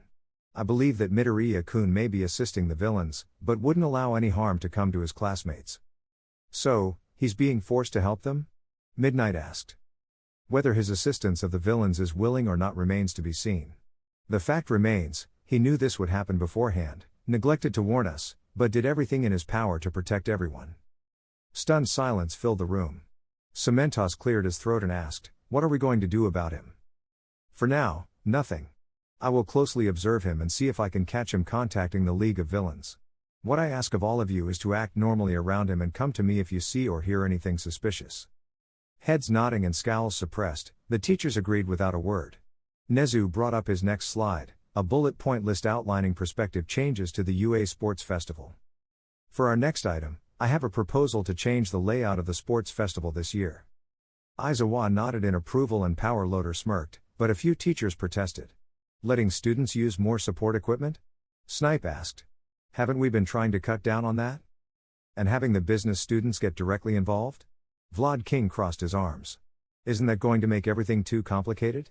And don't even get me started on letting companies sponsor individual students. Is it really wise to let the public vote for their favorite? Other students get their own vote as well? What if they try bribing classmates for votes? Televised interviews? They aren't ready for that. Nezu smiled as teacher after teacher voiced their objections. Once they had grown quiet, Nezu said, the writer of this proposal made some insightful criticisms on how we currently handle the tournament. As the event currently stands, our tournament emphasizes powerful quirks. With a significant glance at Aizawa, he added, not quite in the same way as the entrance exam, but the fact is the deciding factor in victory is the strength of one's quirk. Year after year, the victor, especially among the first years, is decided by quirk strength. The next slide showed the victors of each year's sports festival for the last 10 years. While a few subtle quirks stuck out, such as Mirio's permeation, most quirks fit the stereotype of flashy and powerful. The author of this proposal pointed out that heroes aren't defined by the strength of their quirk, but their ability to inspire the masses. Over the years, we've had a few winners with terrible attitudes that ultimately sour the reputation of UA and heroes overall. Letting public opinion and their classmates decide who best embodies the idea of a hero reflects our own hero ranking system and teaches our students the importance of public image. Midnight looked mollified by the explanation. In other words, the proposal looks to give the kids a chance to get some PR experience with our guidance. And pairs them with students learning the ropes of PR management, Ectoplasm added. Clever. The support students will certainly like having their work directly advertised.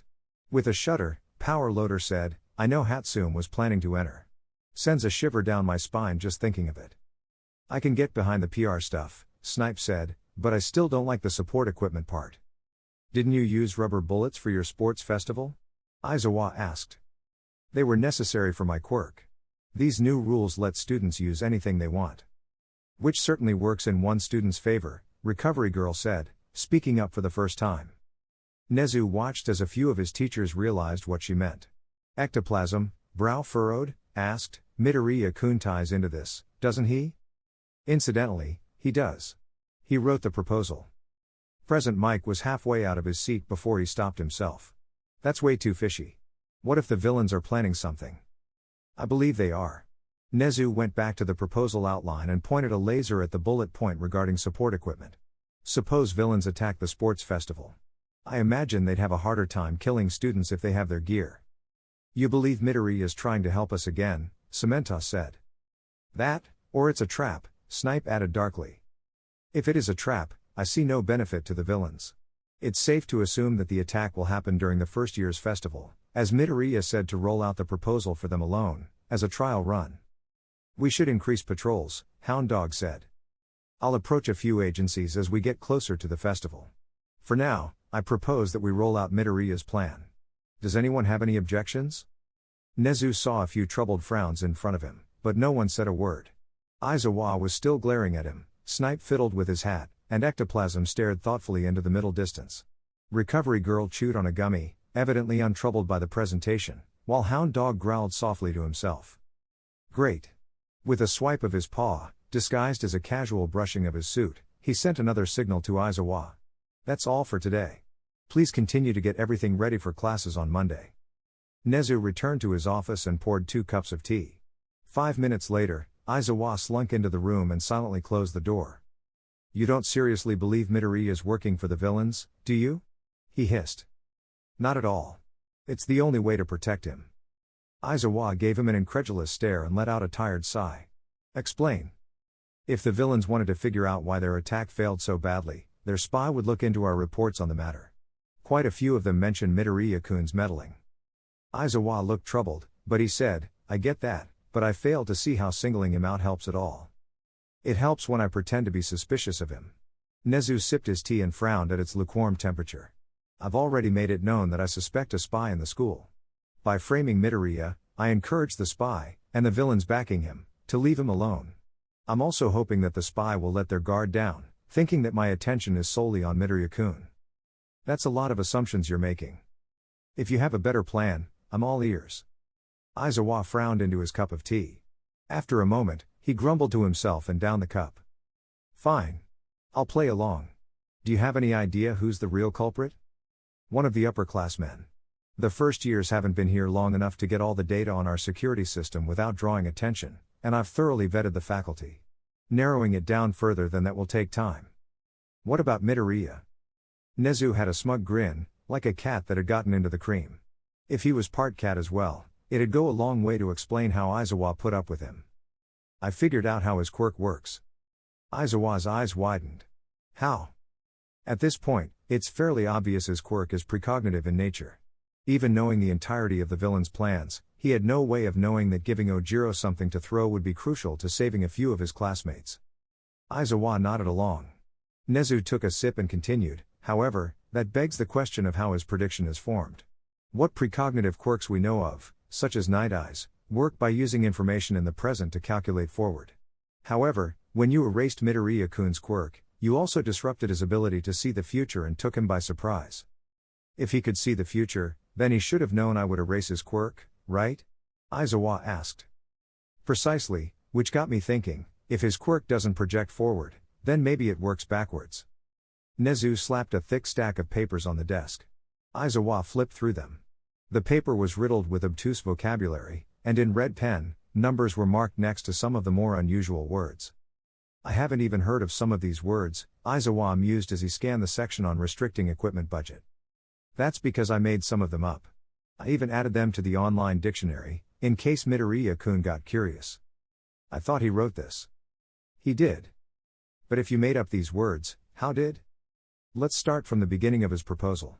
Nezu shuffled the pages to the halfway point in the document. Notice the one section without numbers? The support equipment. That's all Midoriya is. When he woke up in the hospital, he wrote this document with the sole purpose of ensuring that first years will have support equipment for the sports festival. The rest are changes I've been wanting to implement for years. This core was his first draft. Then you sent him a revision, using some of your made-up vocabulary. Izuku flipped to the front and pointed at the ones. This was the first revision, wasn't it? Precisely. When he sent a new revision, I told him that it was too late to consider his proposal, but I would keep it in mind for next year. Izuku froze. Wait, but then how? Midoriya-kun, knowing that I would refuse future revisions, wrote the first revision in the hospital. When he sent in the new draft, I made the second revision and rejected any he might have sent afterwards. Izuku flipped through the pages, visibly struggling to understand what Nezu was getting at. Then a third, a fourth. He flipped to the end. 50 times? I made a list, Nezu said, taking out a sheet of paper. A thought experiment I came up with before the USJ incident happened. It's a coded message for myself, so I'd know if my hypothesis was correct. And that hypothesis is? That he's sending his own memories back in time to himself. Izuku let that sink in before asking, isn't time travel the one thing quirks can't do? Evidently, Midoriya-kun can. I won't bore you with the details of the code, but I hid specific sequences that would only emerge if information was being sent back, instead of being predicted in advance. Certain words were added that shouldn't be there, and vice versa. Long story short, I know that he can only see the last timeline, and once a complete loop is made, the only future he will see is one that is self-determining. Which means he planned to nearly get himself killed, Izuku growled. Yes. There's a few problems with his quirk that we will need to address. First, his past actions have shown that he has no regard for his personal well-being, prioritizing the safety of others above his own in near-suicidal fashion. Additionally, considering that he didn't come to us before the USJ incident and help us avoid student injuries entirely, not to mention his history of avoiding attention, he prioritizes the secrecy of his own quirk over both his own well-being and the well-being of others.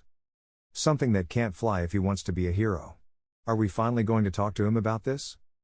Considering how much danger he's willing to put himself in, that would be unwise. He knows what's going to happen. If he gave us details about what the villains would do, we could catch them without taking any risks. If it was in his best interests for us to know his quirk, I don't doubt he would do so. The fact he's so adamant on keeping it a secret tells me that us using his quirk would put him in danger we can't protect him from, something worse than him getting hurt. Izuku scowled. You mean they'd kidnap him and use his quirk? It might not even be the villains. As much as I'd hate to admit it, our own government might endorse detaining him and using him to optimize everything. Nezu sighed and said, he's safer being left to his own devices. I trust that he will continue to protect his classmates, and that's what I'm willing to settle for. Nezu tidied up the papers and locked them in his desk. My last concern is for his quirk itself. Due to its ability to manipulate the continuity of time itself, it's entirely possible that his quirk could cause a paradox. If it does, there's no telling what would happen. How would a paradox happen? It would occur in an event where Midoriya's quirk fails to establish a self-fulfilling vision of the future. If Midoriya is unwilling to accept the future he sees and keeps trying to change it, there's no telling what would happen. His quirk might shut down, or it might put him in a coma. Finishing the last of his tea, Nezu added in a grave tone, it might even kill him. Chapter 14, Raised Hackles. When Nezu came up to him the evening after the USJ attack, smelling of strongly caffeinated tea and manic energy, Inui Ryo knew he wasn't going to like what the principal was going to ask of him. When the first of 20 students came into his office, called in for counseling appointments while the rest of the staff sorted out the school, he knew that the task of giving post-trauma counseling to Class 1A wouldn't be as simple as reassuring them that UA would leave them better prepared for such incidents in the future. Kirishima, first up to bat in his office, with an anxious posture and smelling so strongly of hairspray that Ryo had to cover his nose, had asked if he could talk about All Might. Ryo growled to himself, promising vengeance on Nezu for making this bombshell the first on his list, as he started an hour-long conversation on the decline of the symbol of peace and its implications for the future of heroes. Despite Kirishima's lackluster grades, he seemed cognizant enough to recognize that the sudden retirement of the first hero would likely mean a rise in villain activity, and rather than dwelling on it, the young hero-to-be took it as a challenge. Luckily for Ryo's sanity, much of the students following the spiky redhead fell into one of two relatively simple categories, the first being those shaken by the experience and needing both reassurance that training would prepare them for future incidents and that they wouldn't be failures for recognizing that they couldn't handle the pressure of being a hero and dropping out. The second lot, those emboldened by beating villains, had to be reminded that they could have easily died and encouraged to work harder to avoid that fate in the future. As Ryo heard account after account of the USJ incident, he noticed a startling pattern. One student got a helpful gift from Midoriya right before the attack, another got a tip about their quirk from him that came in handy fighting villains.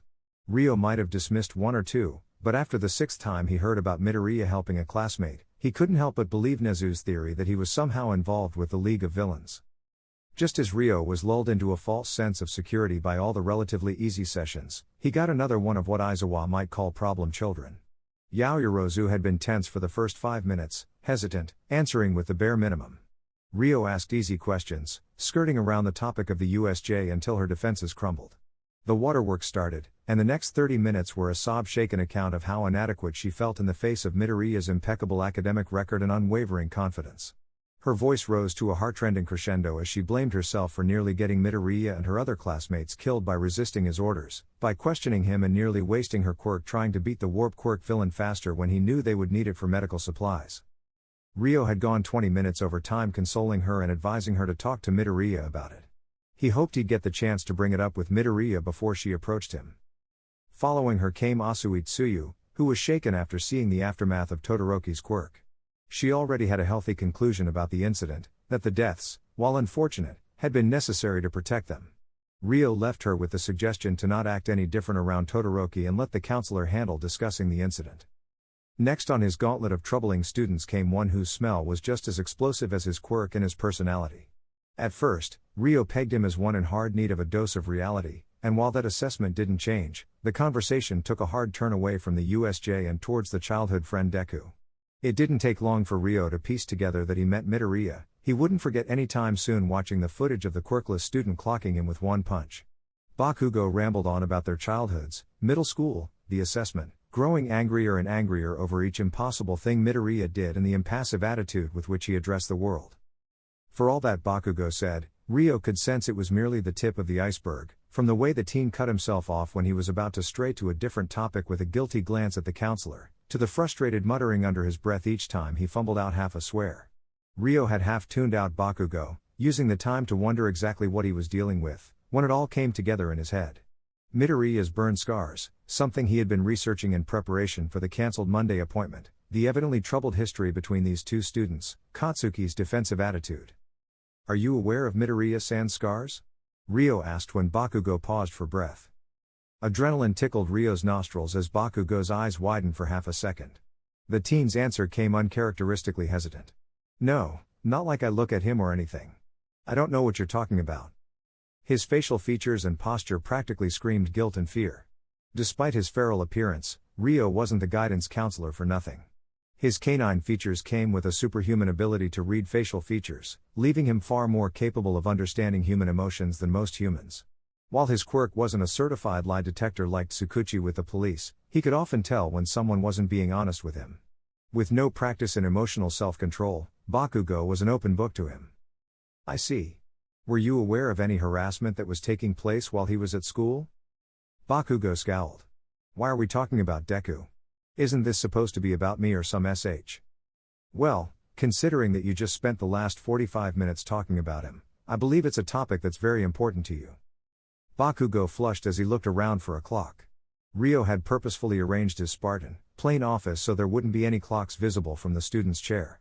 He had fake plants and a few pictures, enough to make the room homey without providing distractions, and he kept it immaculately clean so the only smells would come from the students. Bakugo tried to match the guidance counselor's stare for stare, but after a minute of tense silence, he broke eye contact. He didn't care about it at all. He never did anything. Ryo rose an eyebrow. "So he was harassed at school?" Bakugo bit his lip and said, "Yes." "Did you do anything about it? Maybe tell a teacher?" "The teachers didn't care," Bakugo said with a sneer. "He was too weak to matter to them." Knowing Nezu, Ryo had a feeling that those negligent teachers would soon be out of a job. Bakugo's phrasing worried him. Did the fledgling hero think that strength was all that matters? Did he even know what strength actually was, or did he have some misguided notion of brutality and violence spat out by some hero or the media? "Do you think Midoriya is weak?" Bakugo looked at him as if he had grown a second head.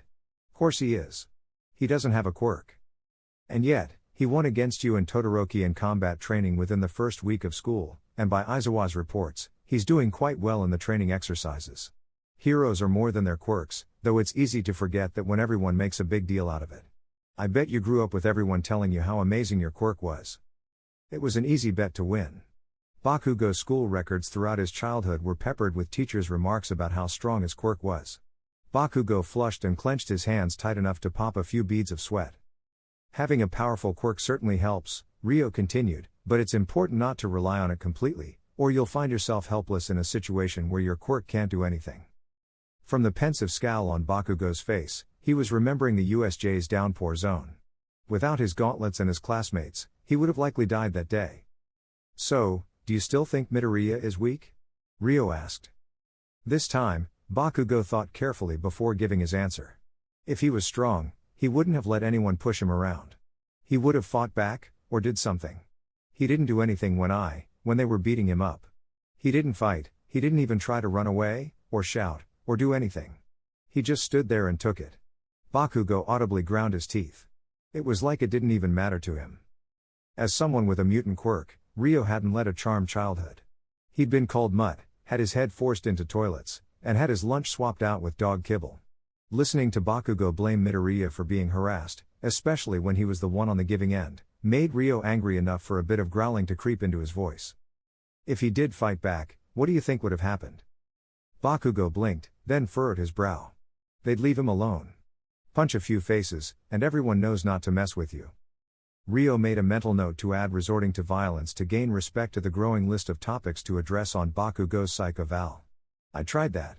A couple students a few years ahead of me broke one of my ribs and left me leashed to the school's flagpole in the middle of a rainstorm. I nearly died of hypothermia. Wait, but you're a hero. I wasn't back then, just a scrawny pup who was sick and tired of being treated like an animal. After that day, I stopped fighting back, stopped complaining, and stopped telling the teachers. The bullying never stopped, but they got tired of it after a while when I stopped reacting to it. What happened to the kids that put you on that leash? Bakugo asked quietly. Cameras out front caught their faces. They got expelled and sent to juvie for a year. Haven't heard anything since. Bakugo went pale and shrunk into his chair. Ryo didn't need his nose to tell him that he needed to dial things back a bit. Sure, Bakugo had almost certainly scarred Midoriya, but Ryo could sense it had more to do with his school's excessive pandering than any inherent fault in Bakugo's personality. With proper counseling, Bakugo might yet turn out to be a fantastic hero.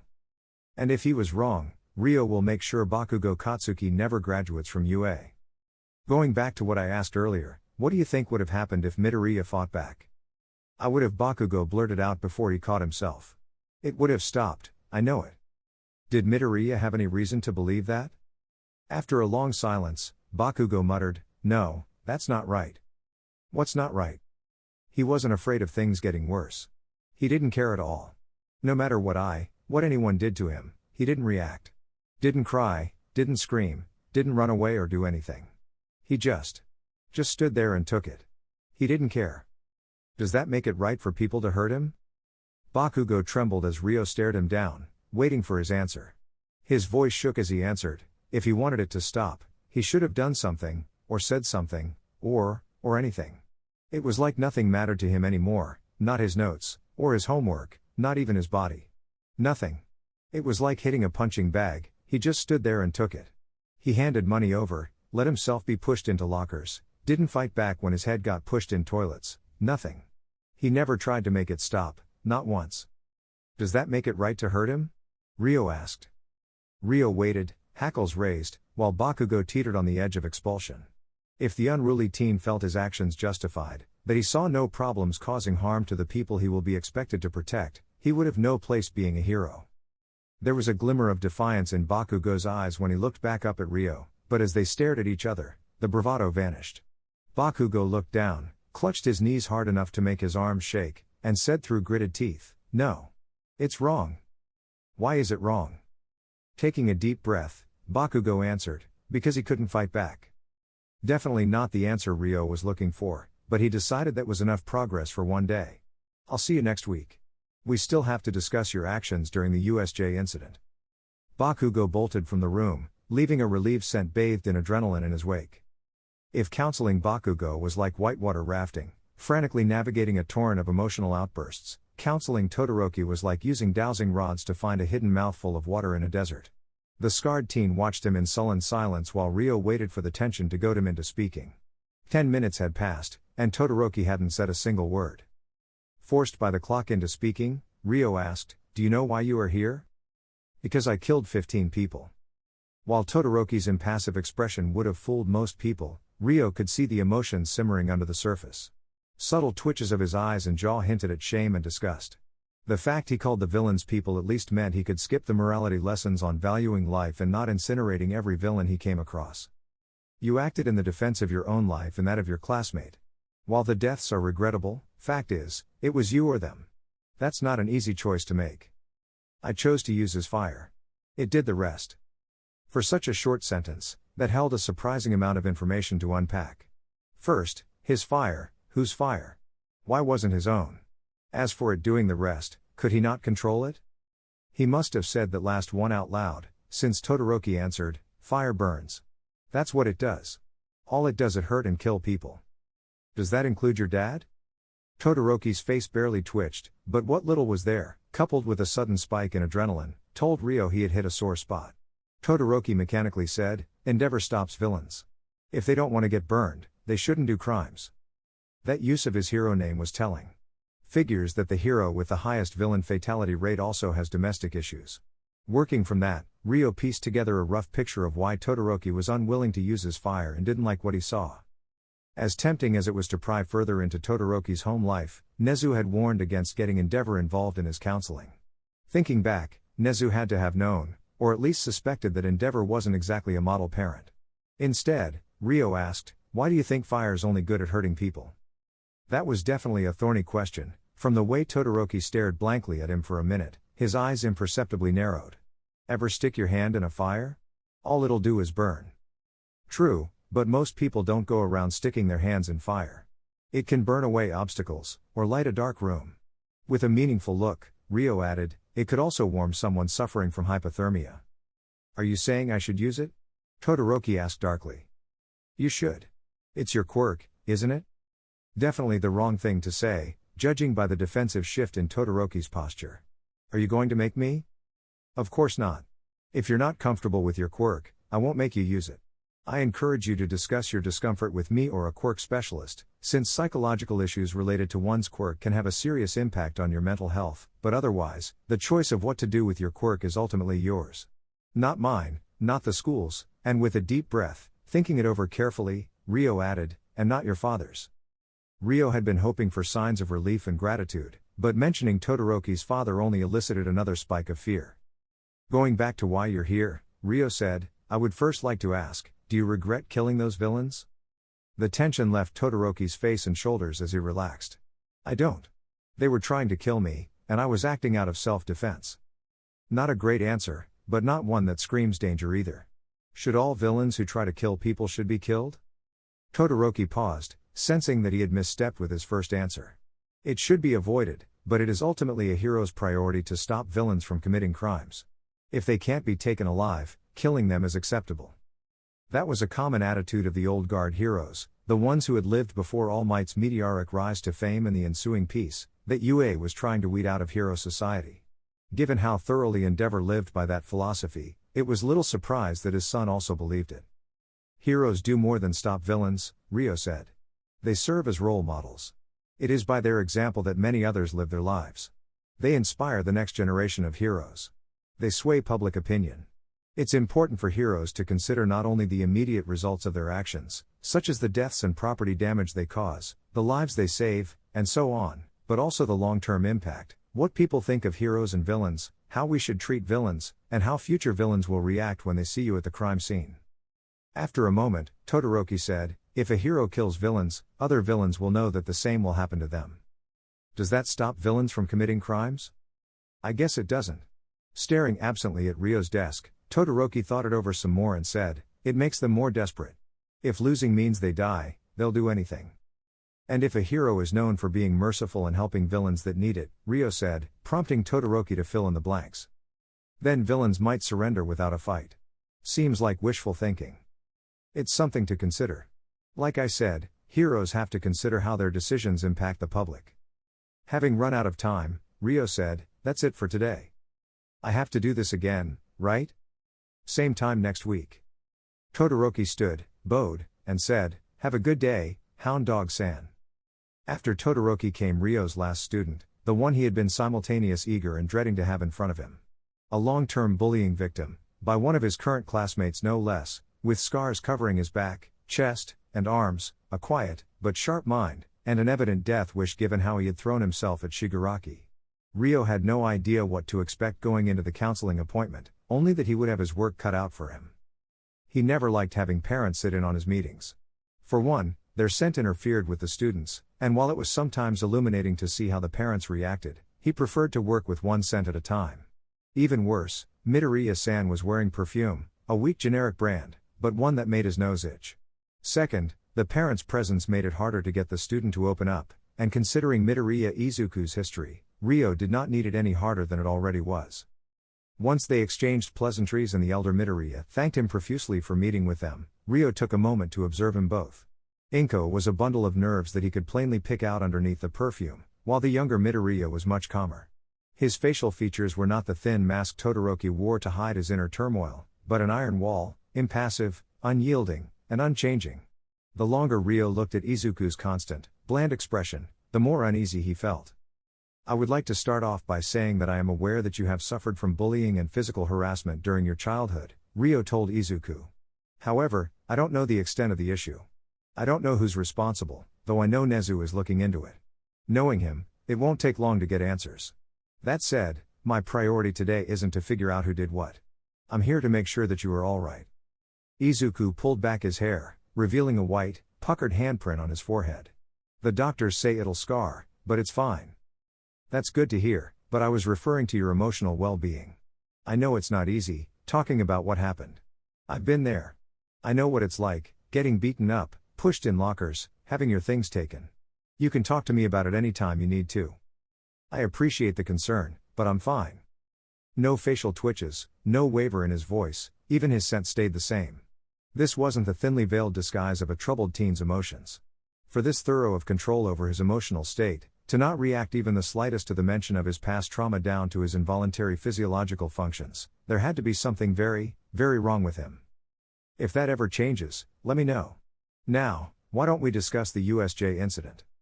Even through the perfume, Ryo could sense Inko bristle at how quickly Ryo dropped the topic of bullying. If her son wasn't willing to discuss it, there wasn't much he could do about it. Instead, he tried to probe into Izuku's actions before the incident. He took care not to highlight the more suspicious incidents, not when it might tip him off that Nezu was onto him. Without being able to dig too deeply, all he got were neutral answers, with no sign of his emotionless facade cracking. Even asking why he confronted the Shigaraki alone got no reaction, just a bland "I had to protect them." Once the session was over, he had to take Inko aside to reassure her that he was not going to ignore the bullying, and they would both have to wait for Izuku to discuss it willingly. He thought about asking her not to attend future sessions, but, thankfully, it seemed that she couldn't set aside her jobs for any longer and couldn't make it next time. Alone in his office, Ryo gathered up everything he could find on Midoriya Izuku, school records, excerpts from his counseling sessions. Putting the pieces together, Ryo felt that there was something missing. The changes he made were too precise, too specific to merely chalk up to him having known ahead of time what the League would do, and there was his eerie lack of reaction to everything Ryo said. There was something missing, and he had a gut feeling that Nezu already had the answer. When he emailed his suspicions to Nezu, he came back to have the email scrubbed from the system, and a meeting invite to discuss All Might's future successor in his inbox. A check of the invite list just had Eraserhead, Recovery Girl, All Might, and, oddly enough, Naitai. Growling under his breath and cursing Nezu's antics, Ryo accepted the invite. Chapter 15, Paradox in Pink. The class fell silent as Izuku came through the doors a second before the bell rang. His messy hair was combed down, covering the hand-shaped scar on his forehead. Once Izuku took his seat, Aizawa cleared his throat. I trust that you all have done enough talking about the USJ during your counseling sessions, so I won't waste time on it. I'm proud of how most of you handled yourselves, and I'm glad you all are safe.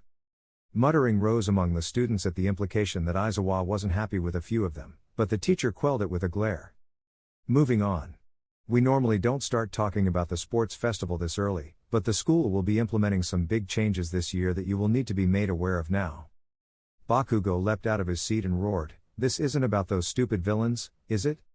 If you will let me speak, I will explain." Aizawa waited for Bakugo to sit back down before continuing.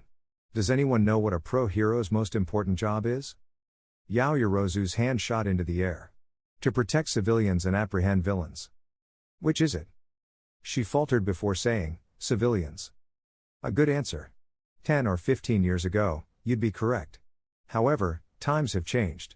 While villainy hasn't disappeared, Japan has become a lot safer. Nowadays, heroes spend more of their time on public appearances and patrols than actual villain engagements. What about for underground heroes, like yourself? Yaoyorozu asked. There aren't many of those left. No money in it, and far less crime to chase after. It's part of the reason I started teaching. So, anyone else want to take a guess? Izuku raised his hand. To inspire people, set an example and make people feel safe. Aizawa nodded. Heroes won't stop fighting villains anytime soon, but the battle has shifted. Incidents of hero brutality have made the headlines, and the public is quick to blame heroes for any tragedies. Just look at what people are saying about the USJ to get an idea of what I mean. The sports festival is all about strong quirks. Is it not going to be a fight anymore? Before Bakugo could explode out of his chair, Aizawa said, the battles will still take place. There's just a few new additions to the festival. Aizawa turned on the projector. A bullet point list appeared line by line as Aizawa spoke. The changes are geared towards giving you all an experience that will mimic real hero work. Not just the combat, but agency management and media appearances. First, support gear will be allowed during the festival. Out of the sudden uproar, Kirishima asked, won't that make things unfair? It'd all depend on who had the best gear. Like how the festival now depends on who has the best quirk? Aizawa waited for his words to sink in. While I fully expect you to be able to fight without your gear, the reality of being a hero is that you'll almost never be without it. You won't be allowed to repair, refuel, or reload your equipment for the duration of the festival, so keep resource management in mind as you file your requests. Unlike your current gear, the gear you will use for the sports festival will be made by a group of students from the support course. In a way, they'll represent tech companies. Should they be unable to fulfill your demands, within reason, one of the faculty will step in. And speaking of that within reason, you won't be seeking their help yourselves. Instead, a student from the business course will be responsible for sourcing your equipment and balancing your support gear budget. They will also assist you with assigned public appearances, negotiating sponsorship deals, and managing your social media accounts. Without a partnership with a business course student, you will not be allowed to compete in the festival. That caused an uproar, the loudest of which was Bakugo's rant about four-eyed nerds getting in his way, to which Ida took strong offense. Aizawa had to bind and gag Bakugo with his scarf before the class quieted down. I can't imagine you having any problems. There's 40 hero students and 90 in business. If, for some reason, Aizawa said, giving pointed glances at the still-bound Bakugo and at Mineta, you are having problems finding a partner, that is something we can discuss. Ashido raised her hand and asked, when you say they'll be working with our social media accounts, what does that mean? When you accepted entry into UA, you signed a legal contract. One part of that document gives the school the right to monitor all social media accounts you have. In rare instances, UA has had to step in when a student posted something derogatory, offensive, or otherwise unbefitting of a hero. While the existing monitoring won't go away, your business partners will be granted the same oversight given to the faculty, and they will be allowed and encouraged to make their own suggestions regarding your social media activity. At the class growing distress, Aizawa added, to be clear, they will not be allowed to post or edit anything, only make suggestions. I strongly encourage you all to listen to them, as media management is a large part of their curriculum. Lastly, a few changes have been made to the tournament itself. An extra preliminary round has been added before the single combat finals, and instead of a traditional elimination bracket, it'll be a round-robin bracket with 8 of you. This way, everyone who makes it that far will be able to fully demonstrate what they're capable of. It will be a longer day, so the festival is being extended. There will be breaks for interviews, which will be televised live during the festival. Any questions? There were plenty, but none that held any interest for Izuku. Once the questions died down, Izuku asked, how will this affect the summer internships? Aizawa smiled. Good question. It shouldn't, aside from giving you more opportunities to impress agencies. One thing we're considering is having business course students intern alongside you at the same agency. That started a veritable flood of questions, and before long, their extended homeroom period came to an end. Midnight replaced Aizawa and dove into art history. The very roots of hero art go back to online forums, where, during the villain era, vigilantes and proto-heroes posted art, pictures of their deeds, and messages for the masses, inspiring hope and encouraging others to take action. To this day, those same platforms continue to promote heroes, with everything from fan-made stories to fan art.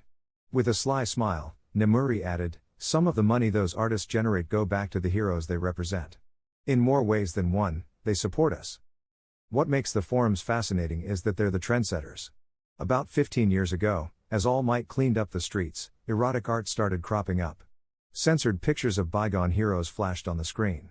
Many people criticized it back then, but now, she said, gesturing at her suggestive costume, it's become mainstream. This artist has been putting out different art for quite some time. On screen, Midnight brought up Izuku's Twitter account. The Twitter feed showed a mix of standard fan art of costumed heroes in cool poses and heroes in civilian attire and ordinary settings. Would anyone like to take a crack at describing what kind of trend this might lead to? Yaoyorozu's hand was the first in the air. The civilian style of representing heroes is quite different. Is it perhaps a way of humanizing heroes, showing who they are behind the mask? Yes, very good. Heroes are rarely seen out of costume, and most make a point of keeping their civilian identities hidden. A few philosophers and psychologists critique the dehumanization of heroic figures in society, saying it makes it harder for people to relate and empathize with them. It's mocking them, Bakugo blurted out. Care to explain? They make them look weak, like ordinary people. It's insulting. Nemuri frowned at that and made a mental note to add it to his file. Many people have made criticisms along those lines. She brought up to Endeavor's heated response to a picture depicting him without his signature flames, instead showing crimson hair flecked with gray. Todoroki didn't even recognize his father from the picture. His eyes went wide when he finally realized who it was. Deku remains one of the most divisive figures in the forums, with tens of thousands commenting on their pictures and tweets. They are the first of a growing group of artists showing heroes in plain outfits. While there are certainly artists in that group who make art with the clear intent of ridiculing heroes, a few Twitter feeds came up showing Endeavor sitting in a trash can, leering at the class from underneath the garbage lid, and Ryukyu as a snarling, feral beast. The general trend of the group seeks to humanize heroes instead of belittling them. So, we've already had a comment on the downsides of this movement. Would anyone care to point out some potential positives of this movement? Most of the class was concentrating on the pictures, but Ochako was glancing between Izuku and the pictures on the screen. Wait a minute, are you Deku? Ochako asked. Like, that Deku? Every head in the class turned towards him. Bakugo's hands crackled as he squeezed them and ground his teeth. It's you, isn't it, you quirkless bastard? Can't be a proper hero, so you have to mock all of them? Wait, hold on a minute, Nemuri said. You're Deku? That Deku? Izuku nodded. As most of the class praised his work, Nemuri thought back to the request she had sent Deku and internally groaned. At least she hadn't shown the class the slide with the picture Deku had drawn of her. Whoa, is that you Midnight-san? Aoyama asked. You look très bien. Midnight had to resist the urge to facepalm as she looked back at the picture on the screen. Yes, someone sent this to me a couple days ago. Somewhat flustered, Nemuri hastily added, not Deku, someone else. With an uneasy smile, she said, it's what prompted this bonus lecture, actually. That, and the schedule's gone out of whack, thanks to last week. Deku wasn't staring at her, which had to be a good sign. Midnight heaved a sigh of relief and moved on to the next slide before her luck ran out. Once class was over, she hurried through the halls and found Yamada heading to his next class. Hey, over here a sec. I got something to tell you. Something's got you excited. What is it? You know that artist, Deku? Yamada grinned. I asked him for a commission of Shota-kun. Never thought he'd pull it off, but look. He had a picture of Aizawa smiling and stroking a cat on his lap as his screensaver. He hates it so much. Drives him crazy that Deku knew his eye color. He's in 1A. No way. So that's how he knew? No wait, this was 2 years ago. Yamada grinned and said, don't keep me waiting, who is it? Ooh, let me guess first. He hummed to himself. 1A, any good artists in there? Ah, I'm stumped. Just tell me. Midoriya. Yamada snapped his fingers. Should have guessed. Ah well. With a particularly mischievous grin, Yamada asked, think he's still taking commissions? I'd love to see what he could pull off with Shota-kun. Think he'd do cat ears? Smiling harder, Yamada suggested, what about a wedding with Joke-san? Midnight gasped dramatically. That's evil, Hisashi-kun. Do it. Yamada thought it over. I don't know, if he ever found out, he'd string Midoriya-kun up on the flagpole. Not to mention he'd string you on that flagpole first. Yamada pointed finger guns at Nemuri and said, he'd have to catch me first. Catch you doing what? A dour voice asked from behind him. Yamada nearly jumped out of his skin. Nothing. Nothing at all, Shota-kun. Nemuri smirked and said, no, nothing at all. We're just making wedding arrangements. Aizawa scowled. Don't you dare encourage her, or I'll have Kota fill your room with centipedes. Skin going white, Yamada swallowed and said, wouldn't dream of it. I know how to respect your boundaries and definitely wouldn't do anything that would suggest a domestic relationship between you and a person who won't be mentioned in your presence. Good. Now get moving before you're late. Once he was gone, Nemuri asked, are you going to do it? Yamada glanced around the hall, confirming that Aizawa was truly gone, and grinned. Totally. Izuku was tense through lunch. The first of the fuzzy gaps in his precognition was approaching. He'd take a few bites of the katsudon in front of him, then his future vision would fade out, not returning until half the bowl was gone. He looked around, but he already knew that he wouldn't see Eraserhead anywhere. He must have hidden himself carefully, hoping not to tip him off. In theory, Izuku could take his lunch somewhere else and perhaps avoid whatever was about to happen, but what he could see of the future told him he had to be here. Whatever was about to happen, he would have to endure it. As Izuku chewed his food, he counted down the seconds to having his quirk erased. As the moment came closer, the blurriness grew dissonant, painful, as he tried to process it. A mild headache made him grimace, and his stomach churned, a watered-down taste of what he had experienced when he first tried to fight his quirk. With frayed nerves, Izuku cast one last glance around him.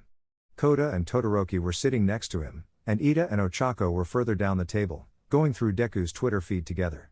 Ashido was walking up with a lunch tray, and Kacchan turned away when he met his eyes. Izuku could feel it coming, like a storm front, a hair-raising, skin-tingling sensation that made him want to run and hide. He couldn't. His future, what he could see of it, was in this seat, eating katsudon and waiting for his quirk to disappear. "Hey Izu-kun, I'm glad you're okay," Mina said as she plopped her tray in front of him. "How was the hospital?" Nothing happened, but he was in uncharted waters and already floundering. Izuku could still see the future, but this moment, unfurling in front of him, offered him no guidance. I'm fine," he stammered.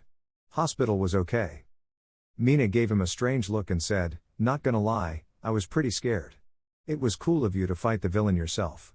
You stopped him from getting me. Eiji-kun said he would have probably died if you hadn't tripped him, so I wanted to thank you, for saving us both." Izuku knew he'd be without his quirk. He knew that, in that time, any number of people might try to talk to him. He spent a lot of time drilling conversations in his head. He thought of as many casual conversation topics as possible and what responses he should give. Yet, when the moment came, Izuku panicked. All the pre-planned responses flew out of his head, and he was left with what he could scrounge up from his fear-addled mind. It's nothing. No, it's not nothing, it was your guys' lives and all. I didn't mean to imply that you guys weren't worth anything. You're worth a lot. Mina smothered a giggle, and everyone else at the table was giving him odd looks. Izuku felt himself shrinking under all the pressure. Unable to take it anymore, Izuku blurted out, "Really sorry, just remembered that I forgot something, I'll be right back." Before anyone could comment on his odd behavior, Izuku scrambled out of his chair and quickly left the cafeteria. When the door closed behind him, his vision of the future shifted. The blurry abyss that had stymied him just moments ago came into focus, revealing his next steps. He wouldn't be going back to the cafeteria, not while he was still rattled by whatever had just happened, and he wouldn't finish that katsudon. He'd spend the whole day hungry, but considering Kacchan's friends used to steal his lunch money and bag lunches, it was nothing new. Another fuzzy spot, which was scheduled right after school, vanished as well, replaced with him hurrying out the building before anything else could happen. True to his prediction, the rest of the day went without incident. Though he could tell Mina was trying to talk to him again, Izuku knew how to avoid her. Something about their conversation upset his quirk, and until he could figure out what it was, he'd have to avoid her as much as possible. Trying to fumble his way around without knowing the future was not going to end well. So, the moment he made it back home, he dug into his hero notes and found her entry. He already knew it wouldn't have any answers for him, but he had nowhere else to turn. Finding no help in the present, Izuku turned his attention to the future. Last time, he hadn't tried prodding those visions. Trying to force anything out of his quirk, whether it was a change in the future or telling anyone about it, left him with debilitating headaches. Faced with that, or spending the rest of the year tiptoeing around Mina, he took a deep breath and concentrated. One gap in his clairvoyance had caught his attention.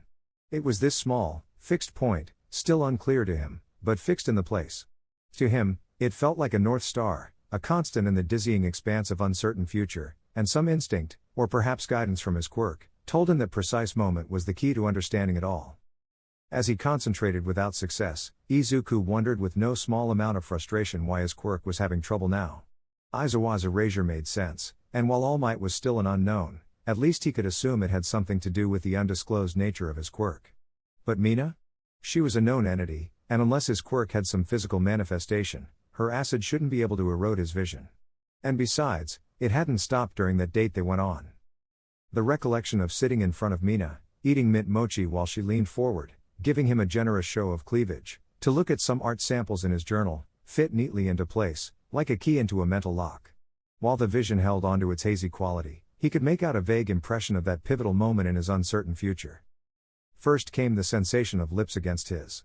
Slender, yet muscular arms wrapped around him, her hands balled into fists so she wouldn't touch his back with her acidic palms. A tongue, pushing past his lips, finding his own and caressing it. Warmth. Excitement. Fulfillment. A million sensations Izuku didn't realize he needed in his life until they came crashing into him with the force of a freight train. As he reveled in the moment to come, he felt the events leading up to that moment reveal themselves. Izuku said smooth one-liners, casually slid into her personal space, and did a number of other not Izuku things that made Izuku blush just thinking about them. Getting a tattoo? His mother would kill him. And the thought of strolling shirtless in front of the whole class made him want to curl up under his bed. Panic set in as he felt more and more of his life rewritten, more of his comfortable behaviors overturned to make way for a bolder, more suave version of himself. He fought back. Each time he thought of poking fun of Kachan, or grabbing Mina's hand without asking first, he resolved not to do any of those things, told himself he was crazy for even thinking of doing any of that. Izuku felt as though his head was being squeezed by a hydraulic press, but he felt the new future retreating into murkiness. Once it was gone, Izuku flopped like a wrung-out rag onto his desk chair. He stared at the All Might merchandise around him while he processed what had just happened to him. His quirk showed him a path forward, but one he couldn't bring himself to take. Had he just changed the future somehow? Was it because his quirk had been weakened by whatever was going on at school? Or was it just because he had never come across a situation like this before? Girls never used to show any interest in him, and the few that did, Izuku sensed they were more interested in using him or mocking him than actually doing anything. When it occurred to him that his quirk was a mess because he had a crush, he slammed his forehead onto his desk. His mother, who was home for once, heard and knocked on his door. "Everything all right, sweetie?" His quirk had a ready-made excuse. "Desk drawer was jammed. I fixed it." "Be careful with it, I don't know if I can fix it if it breaks." Izuku had a simple solution to his problem. All he had to do was avoid Mina, act casually around her in class, never go on another date with her or hold her hand. Never kiss her. Even as he thought about abandoning any idea of being with her, he knew he couldn't bring himself to do it. That one taste of a future where he actually managed to get a girlfriend, even if he got there being somebody else, left him craving more. So, if he couldn't accept seeing a future with Mina laid out for him and couldn't accept not trying to get her as a girlfriend, where did that leave him? He needed his quirk, that much was painfully obvious to him after the botched conversation in the cafeteria. Izuku's thoughts turned bitter as he thought of the irony of his situation. Everyone had thought him helpless for so long because he was quirkless, but even with his quirk, he was still helpless. It wasn't even in the face of a villain that he was paralyzed. All it took was the idea of someone being genuinely interested in him, the idea that he could actually kiss a girl, for him to fall apart. As he sat there, tormented by his nebulous future, he felt pressure building in his head. A gut feeling told him that he had to decide something, that he couldn't leave his future to hang in limbo like this. Yet, could he reach a decision? He couldn't see himself reaching one. Did that mean he was supposed to go on with his life, with his quirk losing its focus more as time wore on? Would he even be able to save Ida if this kept up? He wouldn't use his quirk to get Mina, and he couldn't leave her alone. He couldn't even turn off his quirk. At that thought, his vision of the future dipped into darkness. He could still see the murky void beyond the present moment, but each second that unfolded for him felt empty. He moved his hand, marveling at the way his fingers bent. Going over to his desk, he grabbed a pen and let it roll to the floor. When he tried to grab it as it fell, he missed. His quirk wasn't showing him the moment unfolding before his eyes, but he could still see Hasu. As he processed what he could now do, he felt clarity returning to his vision. Pockets of darkness remained, but they were rigid, hemmed in moments of obscurity. The thought of opening his door, exposing himself to any number of possibilities without his quirk to inform him of the outcome, terrified him. Maybe he'd trip and fall down the stairs. Maybe he'd say something he shouldn't in front of his mother. As he stared at the door, he told himself he could prepare. The next time his quirk failed him, he'd be ready. He'd know what to say and what to do. Maybe he couldn't know how it would turn out, but he had his future back, and that was enough for him. Chapter 16, Behind Closed Doors. Chio was nearly late to Nezu's secret meeting. She had her joints to thank for that. Those same joints, along with decades of putting up with Nezu's shenanigans, also left her in a foul temper. The meeting notice had come after she had asked, in the privacy of Nezu's office, how a quirkless student could push himself so close to the brink of death with such clinical precision that even the tiniest exertion beyond that would stop his heart. The kid had cut it too close. She had nearly felt her own heart stop when she touched him. By that alone, she knew something wasn't right. The body had mechanisms in place that kept people from pushing themselves that far. Anyone else would have succumbed to pain and exhaustion long before reaching that point. Midoriya shouldn't have been able to stand, much less fight a villain on par with Izuku, while as tired as he was. Nezu gave her a vacant look, thanked her for the information, and sent her off. It had nearly made her blood boil until she found the email notice on her computer back in her office. Over the years, she had learned that the more Nezu said, the more he was trying to hide. He tended to offer long-winded explanations that felt like they explained everything, but really left out key details. The terseness of the notice, which seemed to be about All Might, of all things, made her very nervous. Nightai gave her an irritated look and said, "Now that we're all here, would you mind getting started?" "Actually, we're waiting on one more, Sasaki-san. It was a recent change, so I apologize if you missed it." Before Chio could pull up her phone and find the new edition, Hound Dog walked in. Nightai sounded furious as he evenly said, "I wasn't aware that your counselor was made privy to One for All." Inui sniffed the air and stalked over to the chair next to Chio like a wary wolf. Nezu, in his usual cheerful tone, said, "He's not. Fortunately, that's not what we're here to discuss today." All Might nearly coughed up blood. "We're not?" Night Eye's composure slipped a little. Taking a deep breath and adjusting his glasses, he said, "As much as I enjoy jokes, this one isn't funny. I don't have time for nonsense like this. I apologize for the deception, Night Eye, but I needed to bring you here under a pretense that would satisfy the curiosity of anyone in the Hero Commission." Night Eye froze halfway out of his seat. "Why are you going behind their back?" "For the same reason I downplayed the functionality of your quirk on UA records." Inui looked between Night Eye and Nezu. "Could someone please explain what's going on?" All Might looked too nervous in Night Eye's presence to say anything, but the way he leaned forward suggested that he was also curious. Chio was fast losing patience with the cloak and daggers and just wanted out with it. "One of our students has a powerful precognitive quirk," Nezu said. "For their safety, it has to be kept a secret." "It's Midoriya, isn't it?" Chio asked dryly. Nezu looked put off by Chio spoiling the surprise, while both Inui and Yagi gawked at her. Aizawa among them was the only one who didn't look surprised, something Chio made note of. "His files say he's quirkless," Inui pointed out. "He faked his registration? How did he get past the QF test?" "His pediatrician never tested him for a quirk factor," Nezu said. "Midoriya-kun had 2 joints in his pinky toe. The doctor decided to skip the test and pocket the gene lab's fee." Nightai sighed and said, "So this kid's had 10 years without any counseling. Let me guess, you want me to take him on as an intern?" "That would be appreciated. I need to know what I'm dealing with first. What can he see, how far ahead, how clearly, and what weaknesses the quirk has?" Nezu explained the process by which he learned Midoriya's secret. Everyone, Chio included, felt thunderstruck by the revelation that Izuku's quirk effectively traveled back in time. "So," All Might asked, scratching his head, "what about all the other timelines? The ones where Midoriya made those adjustments? Am I understanding this right?" "There aren't other timelines. Their existences would be paradoxes, as the information sent back wouldn't line up with what Midoriya would do when presented that information. If it helps, think of it as though his quirk simulates the future over and over until it finds a result he likes. It acts on information gathered on the previous timeline and makes adjustments until the prediction forms a self-fulfilling loop." "Which means he let himself get bullied," Inui growled. "How is that an acceptable future for him?" Aizawa's eyes went wide and shot Nezu a look. Nezu said, "Midoriya's #1 priority so far has been keeping his quirk a secret. It's entirely possible that someone without a quirk that so easily avoids being bullied could be suspected of hiding something." "In other words," Aizawa said, putting Nezu's words together and not liking what he saw, "he let himself be bullied so everyone would believe he was quirkless." "Unfortunately, yes." Chio ground her teeth. "It goes farther than that. We should seriously consider whether or not he's suicidal. If Yagi-san hadn't stepped in the second he did, Midoriya would be dead." Aizawa went pale, but Nezu shook his head. "I considered that, but he would know that he survived, unless something interfered with his quirk, but I don't know what it would be." Yagi's eyes widened. "I just remembered, just after I rescued him, he said I wasn't supposed to be there." Chio could see the gears turning in Nezu's mind and knew better than to interrupt him. Naitai started to speak, but Nezu silenced him with a raised paw. After a few minutes of awkward silence, Nezu asked, Yagi-san, you remember experiencing strain with your quirk, correct? Naitai looked alarmed. Strain? Are you getting weaker?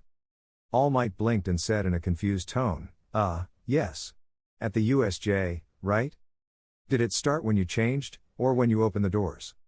I did both at the same time, but if I had to say, the strain took a few seconds before it started. And it occurred only one other time, correct? Nezu continued.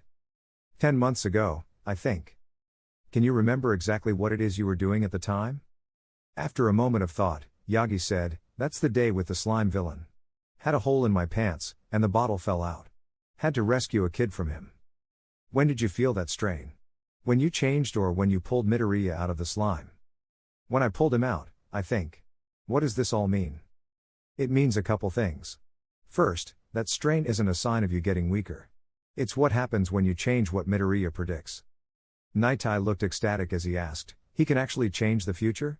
Does that include my quirk? Who knows? Your quirk operates very differently. Still, if anything, fooling Izuku's quirk might be problematic. Problematic how? Aizawa asked. Hard to say. Depends on how this timeline will progress with active paradoxes in effect. That's supposing my theory lines up, anyways. Nezu poured himself tea and offered a cup to everyone. I could bore you with the details of the latest research on relativity, wormholes, and the various theories regarding the continuity of time, but without knowing how Izuku's quirk does what it does, I can't say what impact All Might's tampering will have. If we're lucky, I'm incorrect, and Izuku's quirk operates in a way that only mimics time travel. That seems too complicated for a quirk, however. I'm more inclined to believe he's generating a wormhole to send information back in time to himself, and it's entirely possible that All Might can prevent the memory of himself from entering said wormhole through exertion of his quirk. Chio was lost halfway through the explanation, and a quick glance around the table as she sipped her tea showed she wasn't the only one. Aizawa was scratching his chin thoughtfully, an old tell when he wanted to pretend he knew what was going on. Hound Dog wasn't paying attention, All Might looked as lost as a toddler in a department store, and even Naitai was frowning in concentration, visibly trying to wrap his head around the situation. Of course, it's all theoretical, and it's entirely possible there's some angle I haven't considered. With a smug grin, Nezu said, I'm only a mouse-bear-dog principal with an intelligence quirk, after all. I'm not all-knowing. Chio broke the silence by letting her mug clink solidly on the table. Doesn't matter how it works, what matters is what we do for Midoriya. He's in desperate need of therapy on top of quirk counseling, and I'd like him put on suicide watch as well. If what you say is right, he went into the USJ that day believing he was about to die. Nezu gave a concerned hum. Yes, and the slime incident as well. I think you're right. However, we can't approach him directly. Because of his quirk, Aizawa filled in. Exactly. If we were to try, Midoriya would, in all probability, disappear. Considering he has all the time in the world to escape, any snare I try to set for him will be disarmed before I even think of it. Wouldn't I be able to stop him? All Might asked. Nezu nodded. I'd rather avoid that. If you try to apprehend him and the Hero Commission catches wind of it, there's no telling what they'd do. Agreed, Naitai said. Considering what they did with Hawks, I don't want them with a precognitive quirk of that magnitude in their possession. Wait, what was that about Hawks? Inui asked. Naitai looked irritated. Seriously, why is he here? He realized that Midoriya was hiding something beyond the false suspicions about the USJ incident. Plus, he'll be instrumental in helping Midoriya with his underlying issues. I've cleared him of suspicion, and I'll bring him up to speed with everyone else once we're done here. Inui was looking tense as he stared down Naitai and Nezu. Chio lightly tapped his arm and whispered, a bit much, isn't it? There's a lot going on that most people don't know about. I'm not sure I want to know. Nezu not trusting the Hero Commission already has me on edge. The Hero Commission is trying to protect society. Nezu's trying to protect his students. The two don't always mean the same thing. Hound Dog molded over and nodded. Students come first, especially if I'm right about what Nezu was implying about the Hero Commission. So, now that we're all on the same page, here's what I would like you all to do. Inui-san, continue Midoriya's therapy. Don't push him on anything related to his quirk, focus instead on his history of abuse and why he sacrifices himself for others. Shuzenji-san, monitor Midoriya's condition whenever you get a chance. Make sure he doesn't exhaust himself like last time. Nightai, just asking him to join your agency will be enough, but if you think you can manage it, could you ask Tagata-kun to look after him? Subtlety will be key here, and it's best that he not know about Midoriya's quirk. Nightai adjusted his glasses and said, he acts honest, but he knows how to keep a secret. I'll talk to him. And All Might, Nezu said, for now, don't try to change what Midoriya sees.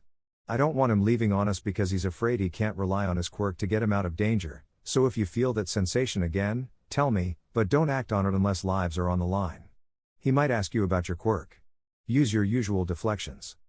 Won't he already know I won't tell him anything? He won't have any memory of doing it in the future if he never does it. Just act normally around him, don't ask about his quirk or being quirkless. I think I understand. Just do nothing, right? Exactly. So, now that we have that out of the way, we should discuss your successor. It would be suspicious if we didn't. Nightai snapped to attention, and All Might cowered in his seat. So, Toshinori-kun, any luck finding a successor? Nezu asked. Well, no, my quirk, hasn't been telling me anyone's been right for the job. Excellent. I guess that wraps it up for today. Nightai looked stunned. But, you're running out of time, All Might. My prediction wasn't specific, but you can't have more than 2 years before a villain kills you, and we need your successor ready when it happens. The sooner we pick someone, the more prepared they'll be to take your place. True, but this isn't something you can rush, Nezu said. Not to mention, were you aware that One for All is evidently sentient and has to choose the next wielder? A look of pure stupefaction crossed Night-Eye's face. Slowly, he turned towards Yagi with a betrayed expression. I didn't really explain it very well, did I? Night-Eye sighed and stood up. Thank you, Nezu, for the tea. If you'll excuse me, I have an investigation to continue. As he was about to leave, he added, I'll send Midoriya an invite as long as he makes it past the first 2 rounds. If I handpick someone lower in skill than that, it would draw attention. Once Night-Eye was gone, Nezu said, I don't think we'll be disappointed on that end. I have the latest report from UA, Kurogiri said. Shigaraki was engrossed in the game he was playing on his desktop. Headphones covered his ears, but he could still hear his subordinate. Not now. Gotta concentrate. Kurogiri watched as Shigaraki sent his cartoonish character through a string of tunnels, popped up, and snapped the neck of his unsuspecting victim. He ducked out and went to a different corner of the map, with no one the wiser. I have more information on the student that took out the Nomu. An alarm blared across the screen, signaling that the body Shigaraki had killed was found. Shigaraki muttered under his breath before turning on his mic. When he was asked, Shigaraki said he was doing wires top left and didn't see anyone. Shigaraki muted his mic. Just save it for later. The meeting started. Kurogiri looked over his shoulder, but there wasn't anything to see. Mind turning on the speakers?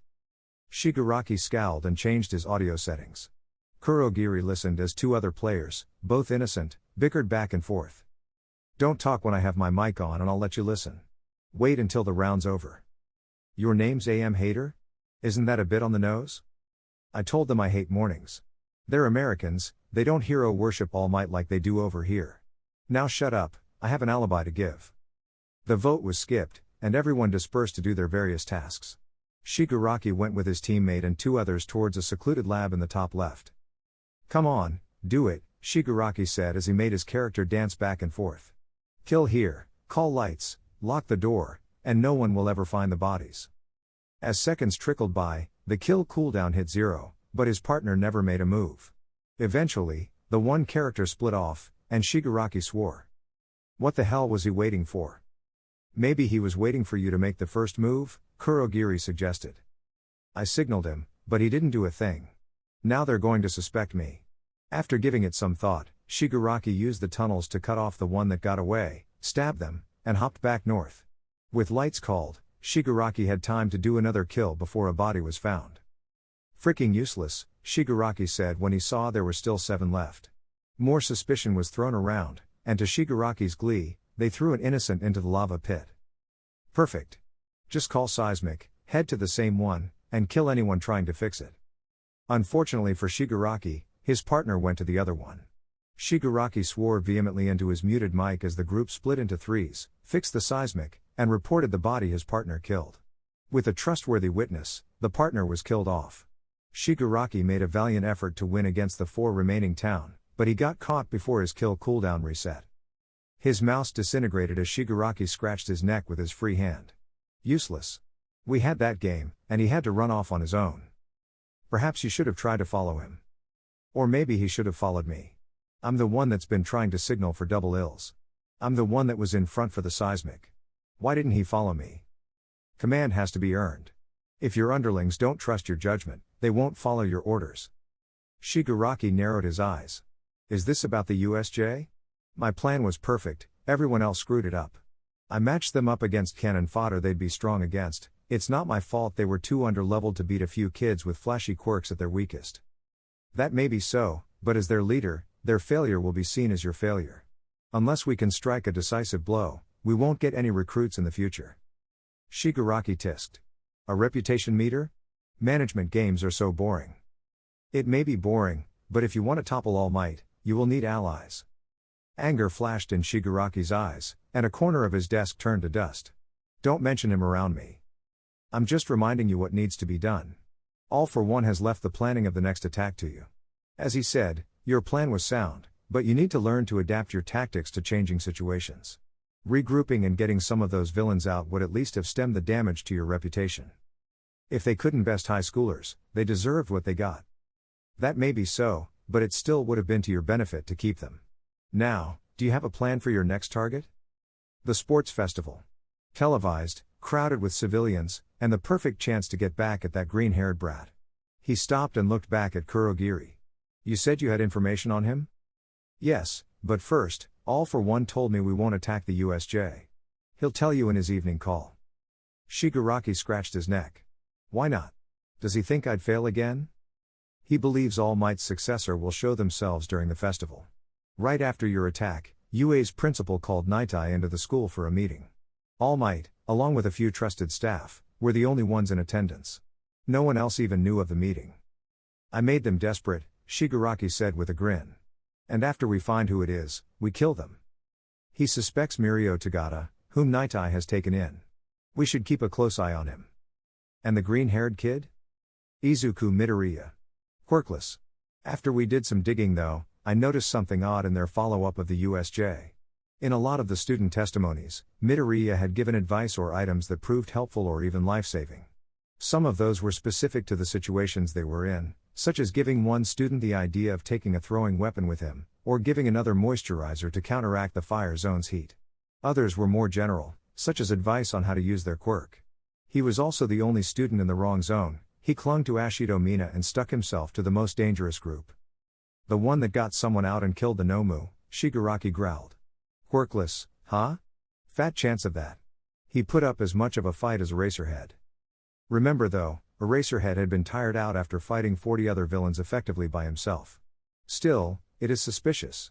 Suspicious enough that UA's staff suspects that Midoriya works for us. Shigaraki perked up. They think he's our informant? Correct. In a more general meeting, Nezu made the same points I did and concluded that Midoriya is the probable traitor. He hasn't acted, since he is trying to figure out his motive and connection to us. With a dry chuckle, Kurogiri said, I think it'll take him a while. So, we leave Midoriya alive for now, make UA suspect him, and let our informant go unnoticed. He glanced back at his game, where the new lobby was still trying to find a 10th member. I don't like it. I want him dead. You should be patient. He's more useful to us alive than dead. I know. I just don't like it. A 10th member showed up, and Shigaraki turned back to his screen. This time, he came up as crewmate.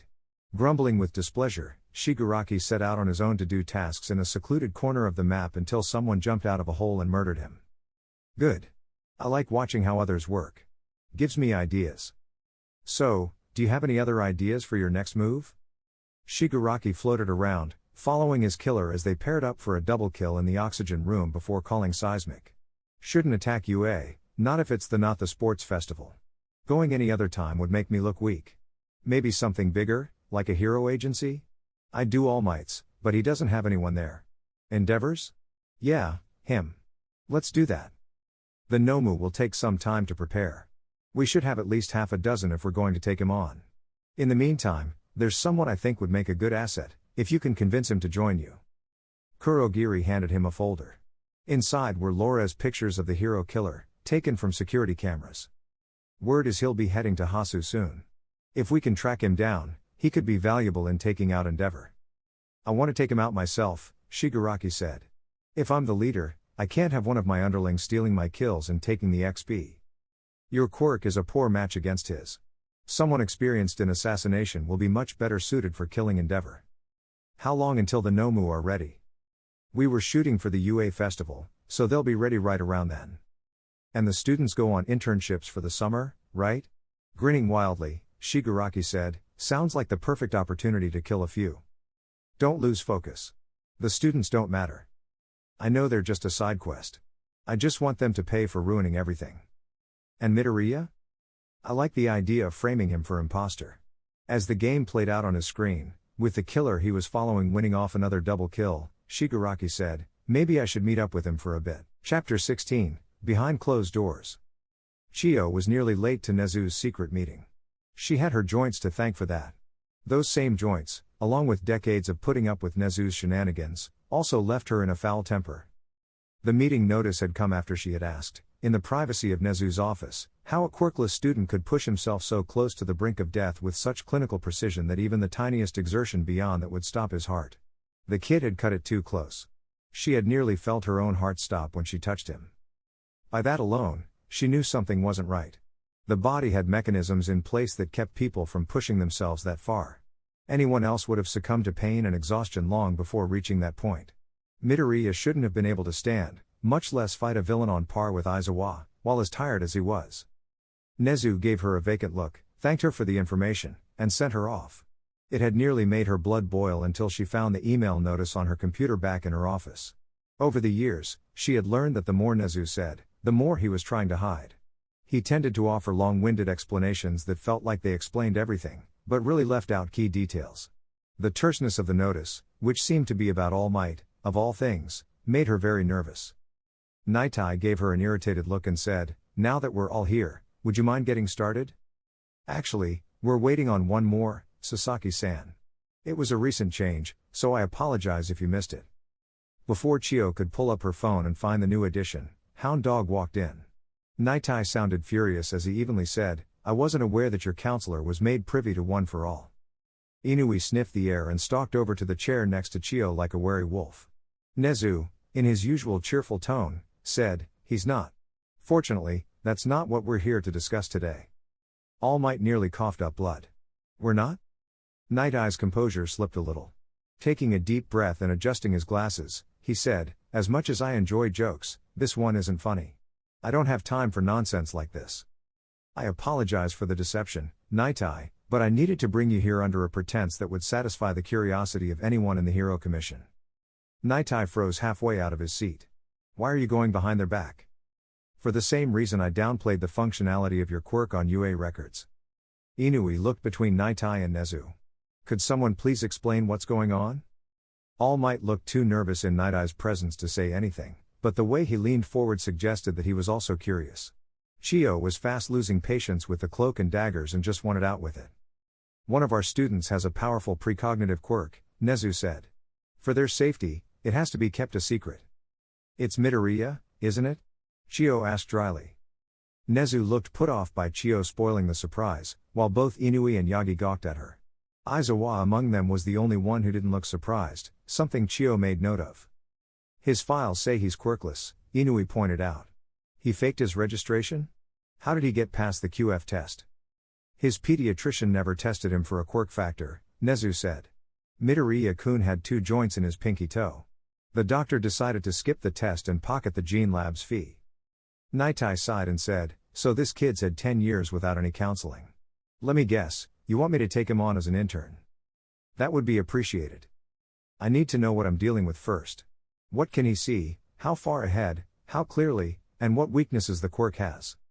Nezu explained the process by which he learned Midoriya's secret. Everyone, Chiyo included, felt thunderstruck by the revelation that Izuku's quirk effectively traveled back in time. So, All Might asked, scratching his head, what about all the other timelines? The ones where Midoriya made those adjustments?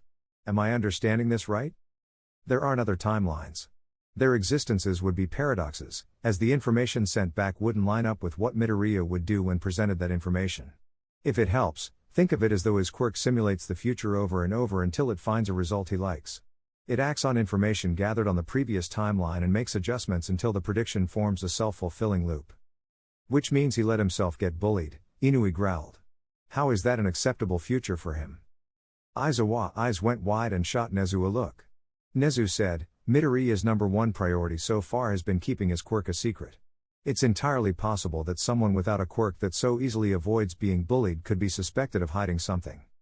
In other words, Aizawa said, putting Nezu's words together and not liking what he saw, he let himself be bullied so everyone would believe he was quirkless. Unfortunately, yes. Chio ground her teeth. It goes farther than that. We should seriously consider whether or not he's suicidal. If Yagi-san hadn't stepped in the second he did, Midoriya would be dead. Aizawa went pale, but Nezu shook his head. I considered that, but he would know that he survived, unless something interfered with his quirk, but I don't know what it would be. Yagi's eyes widened. I just remembered, just after I rescued him, he said I wasn't supposed to be there.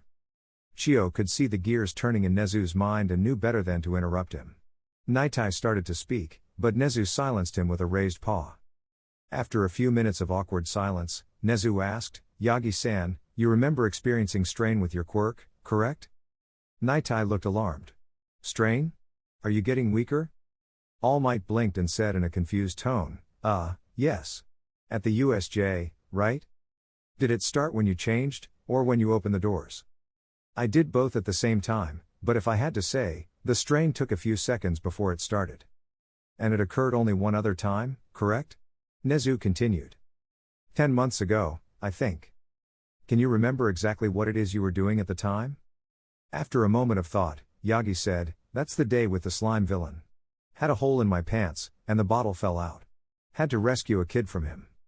When did you feel that strain? When you changed or when you pulled Midoriya out of the slime? When I pulled him out, I think. What does this all mean? It means a couple things. First, that strain isn't a sign of you getting weaker. It's what happens when you change what Midoriya predicts. Naitai looked ecstatic as he asked, he can actually change the future? Does that include my quirk? Who knows? Your quirk operates very differently. Still, if anything, fooling Izuku's quirk might be problematic. Problematic how? Aizawa asked. Hard to say. Depends on how this timeline will progress with active paradoxes in effect. That's supposing my theory lines up, anyways. Nezu poured himself tea and offered a cup to everyone. I could bore you with the details of the latest research on relativity, wormholes, and the various theories regarding the continuity of time, but without knowing how Izuku's quirk does what it does, I can't say what impact All Might's tampering will have. If we're lucky, I'm incorrect, and Izuku's quirk operates in a way that only mimics time travel. That seems too complicated for a quirk, however. I'm more inclined to believe he's generating a wormhole to send information back in time to himself, and it's entirely possible that All Might can prevent the memory of himself from entering said wormhole through exertion of his quirk. Chio was lost halfway through the explanation, and a quick glance around the table as she sipped her tea showed she wasn't the only one. Aizawa was scratching his chin thoughtfully, an old tell when he wanted to pretend he knew what was going on. Hound Dog wasn't paying attention. All Might looked as lost as a toddler in a department store, and even Naitai was frowning in concentration, visibly trying to wrap his head around the situation. Of course, it's all theoretical, and it's entirely possible there's some angle I haven't considered. With a smug grin, Nezu said, I'm only a mouse-bear-dog principal with an intelligence quirk, after all. I'm not all-knowing. Chio broke the silence by letting her mug clink solidly on the table. Doesn't matter how it works, what matters is what we do for Midoriya. He's in desperate need of therapy on top of quirk counseling, and I'd like him put on suicide watch as well. If what you say is right, he went into the USJ that day believing he was about to die. Nezu gave a concerned hum. Yes, and the slime incident as well. I think you're right. However, we can't approach him directly. Because of his quirk, Aizawa filled in. Exactly. If we were to try, Midoriya would, in all probability, disappear. Considering he has all the time in the world to escape, any snare I try to set for him will be disarmed before I even think of it. Wouldn't I be able to stop him? All Might asked. Nezu nodded. I'd rather avoid that. If you try to apprehend him and the Hero Commission catches wind of it, there's no telling what they'd do. Agreed, Naitai said. Considering what they did with Hawks, I don't want them with a precognitive quirk of that magnitude in their possession. Wait, what was that about hawks? Inui asked. Naitai looked irritated. Seriously, why is he here? He realized that Midoriya was hiding something beyond the false suspicions about the USJ incident.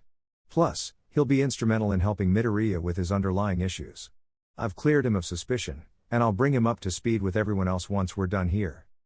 Inui was looking tense as he stared down Naitai and Nezu. Chio lightly tapped his arm and whispered, "A bit much, isn't it?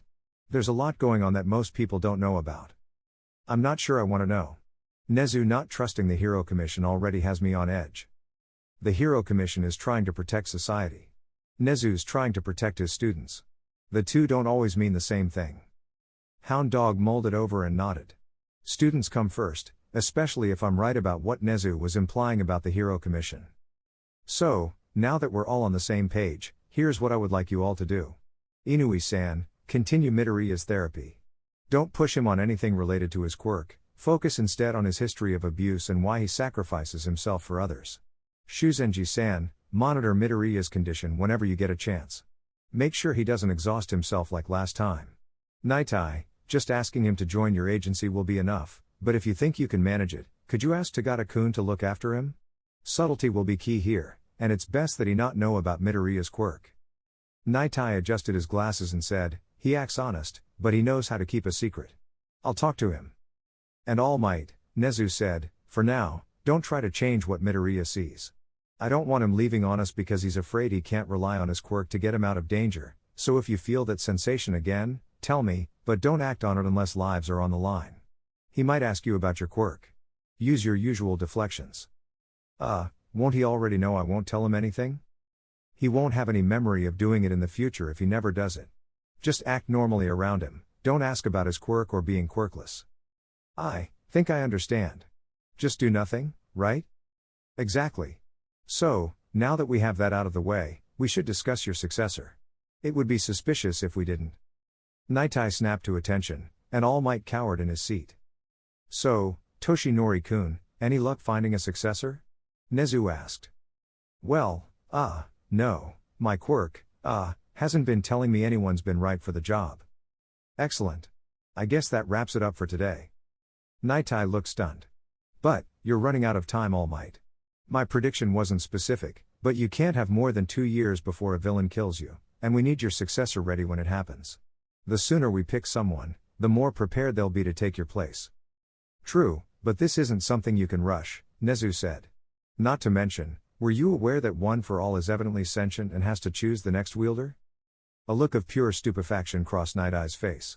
Slowly, he turned towards Yagi with a betrayed expression. I didn't really explain it very well, did I? Night-Eye sighed and stood up. Thank you Nezu for the tea. If you'll excuse me, I have an investigation to continue. As he was about to leave, he added, I'll send Midoriya an invite as long as he makes it past the first 2 rounds. If I handpick someone lower in skill than that, it would draw attention. Once Night-Eye was gone, Nezu said, I don't think we'll be disappointed on that end. I have the latest report from UA, Kurogiri said. Shigaraki was engrossed in the game he was playing on his desktop. Headphones covered his ears, but he could still hear his subordinate. Not now. Gotta concentrate. Kurogiri watched as Shigaraki sent his cartoonish character through a string of tunnels, popped up, and snapped the neck of his unsuspecting victim. He ducked out and went to a different corner of the map, with no one the wiser. I have more information on the student that took out the Nomu. An alarm blared across the screen, signaling that the body Shigaraki had killed was found. Shigaraki muttered under his breath before turning on his mic. When he was asked, Shigaraki said he was doing wires top left and didn't see anyone. Shigaraki muted his mic. Just save it for later. The meeting started. Kurogiri looked over his shoulder, but there wasn't anything to see. Mind turning on the speakers? Shigaraki scowled and changed his audio settings. Kurogiri listened as 2 other players, both innocent, bickered back and forth. Don't talk when I have my mic on and I'll let you listen. Wait until the round's over. Your name's AM Hater? Isn't that a bit on the nose? I told them I hate mornings. They're Americans, they don't hero worship All Might like they do over here. Now shut up, I have an alibi to give. The vote was skipped, and everyone dispersed to do their various tasks. Shigaraki went with his teammate and 2 others towards a secluded lab in the top left. Come on, do it, Shigaraki said as he made his character dance back and forth. Kill here, call lights, lock the door, and no one will ever find the bodies. As seconds trickled by, the kill cooldown hit 0, but his partner never made a move. Eventually, the one character split off, and Shigaraki swore. What the hell was he waiting for? Maybe he was waiting for you to make the first move, Kurogiri suggested. I signaled him, but he didn't do a thing. Now they're going to suspect me. After giving it some thought, Shigaraki used the tunnels to cut off the one that got away, stabbed them, and hopped back north. With lights called, Shigaraki had time to do another kill before a body was found. Freaking useless, Shigaraki said when he saw there were still 7 left. More suspicion was thrown around, and to Shigaraki's glee, they threw an innocent into the lava pit. Perfect. Just call seismic, head to the same one, and kill anyone trying to fix it. Unfortunately for Shigaraki, his partner went to the other one. Shigaraki swore vehemently into his muted mic as the group split into threes, fixed the seismic, and reported the body his partner killed. With a trustworthy witness, the partner was killed off. Shigaraki made a valiant effort to win against the 4 remaining town, but he got caught before his kill cooldown reset. His mouse disintegrated as Shigaraki scratched his neck with his free hand. Useless. We had that game, and he had to run off on his own. Perhaps you should have tried to follow him. Or maybe he should have followed me. I'm the one that's been trying to signal for double ills. I'm the one that was in front for the seismic. Why didn't he follow me? Command has to be earned. If your underlings don't trust your judgment, they won't follow your orders. Shigaraki narrowed his eyes. Is this about the USJ? My plan was perfect, everyone else screwed it up. I matched them up against cannon fodder they'd be strong against. It's not my fault they were too underleveled to beat a few kids with flashy quirks at their weakest. That may be so, but as their leader, their failure will be seen as your failure. Unless we can strike a decisive blow, we won't get any recruits in the future. Shigaraki tisked. A reputation meter? Management games are so boring. It may be boring, but if you want to topple All Might, you will need allies. Anger flashed in Shigaraki's eyes, and a corner of his desk turned to dust. Don't mention him around me. I'm just reminding you what needs to be done. All for One has left the planning of the next attack to you. As he said, your plan was sound, but you need to learn to adapt your tactics to changing situations. Regrouping and getting some of those villains out would at least have stemmed the damage to your reputation. If they couldn't best high schoolers, they deserved what they got. That may be so, but it still would have been to your benefit to keep them. Now, do you have a plan for your next target?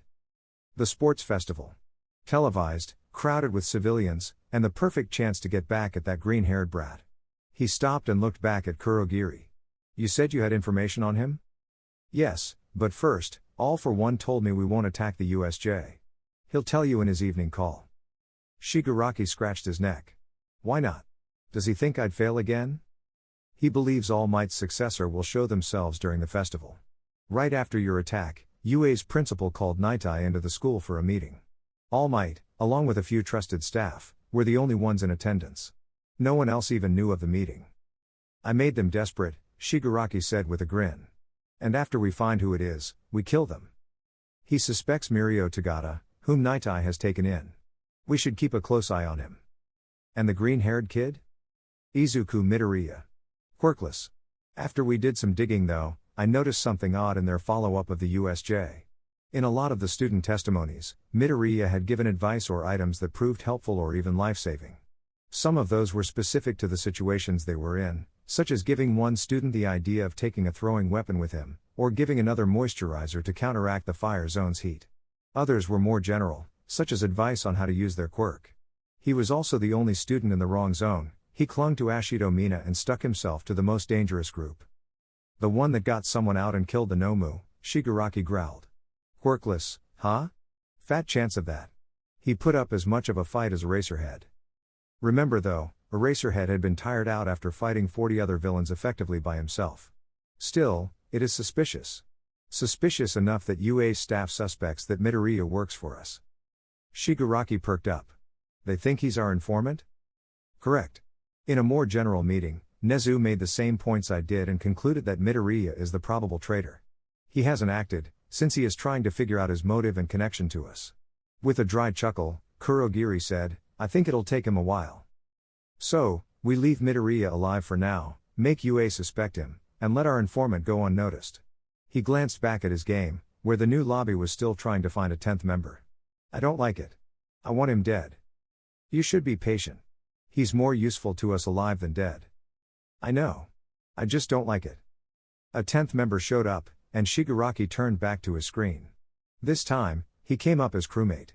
Grumbling with displeasure, Shigaraki set out on his own to do tasks in a secluded corner of the map until someone jumped out of a hole and murdered him. Good. I like watching how others work. Gives me ideas. So, do you have any other ideas for your next move? Shigaraki floated around, following his killer as they paired up for a double kill in the oxygen room before calling Seismic. Shouldn't attack UA, not if it's not the sports festival. Going any other time would make me look weak. Maybe something bigger, like a hero agency? I'd do All Mights, but he doesn't have anyone there. Endeavors? Yeah, him. Let's do that. The Nomu will take some time to prepare. We should have at least half a dozen if we're going to take him on. In the meantime, there's someone I think would make a good asset, if you can convince him to join you. Kurogiri handed him a folder.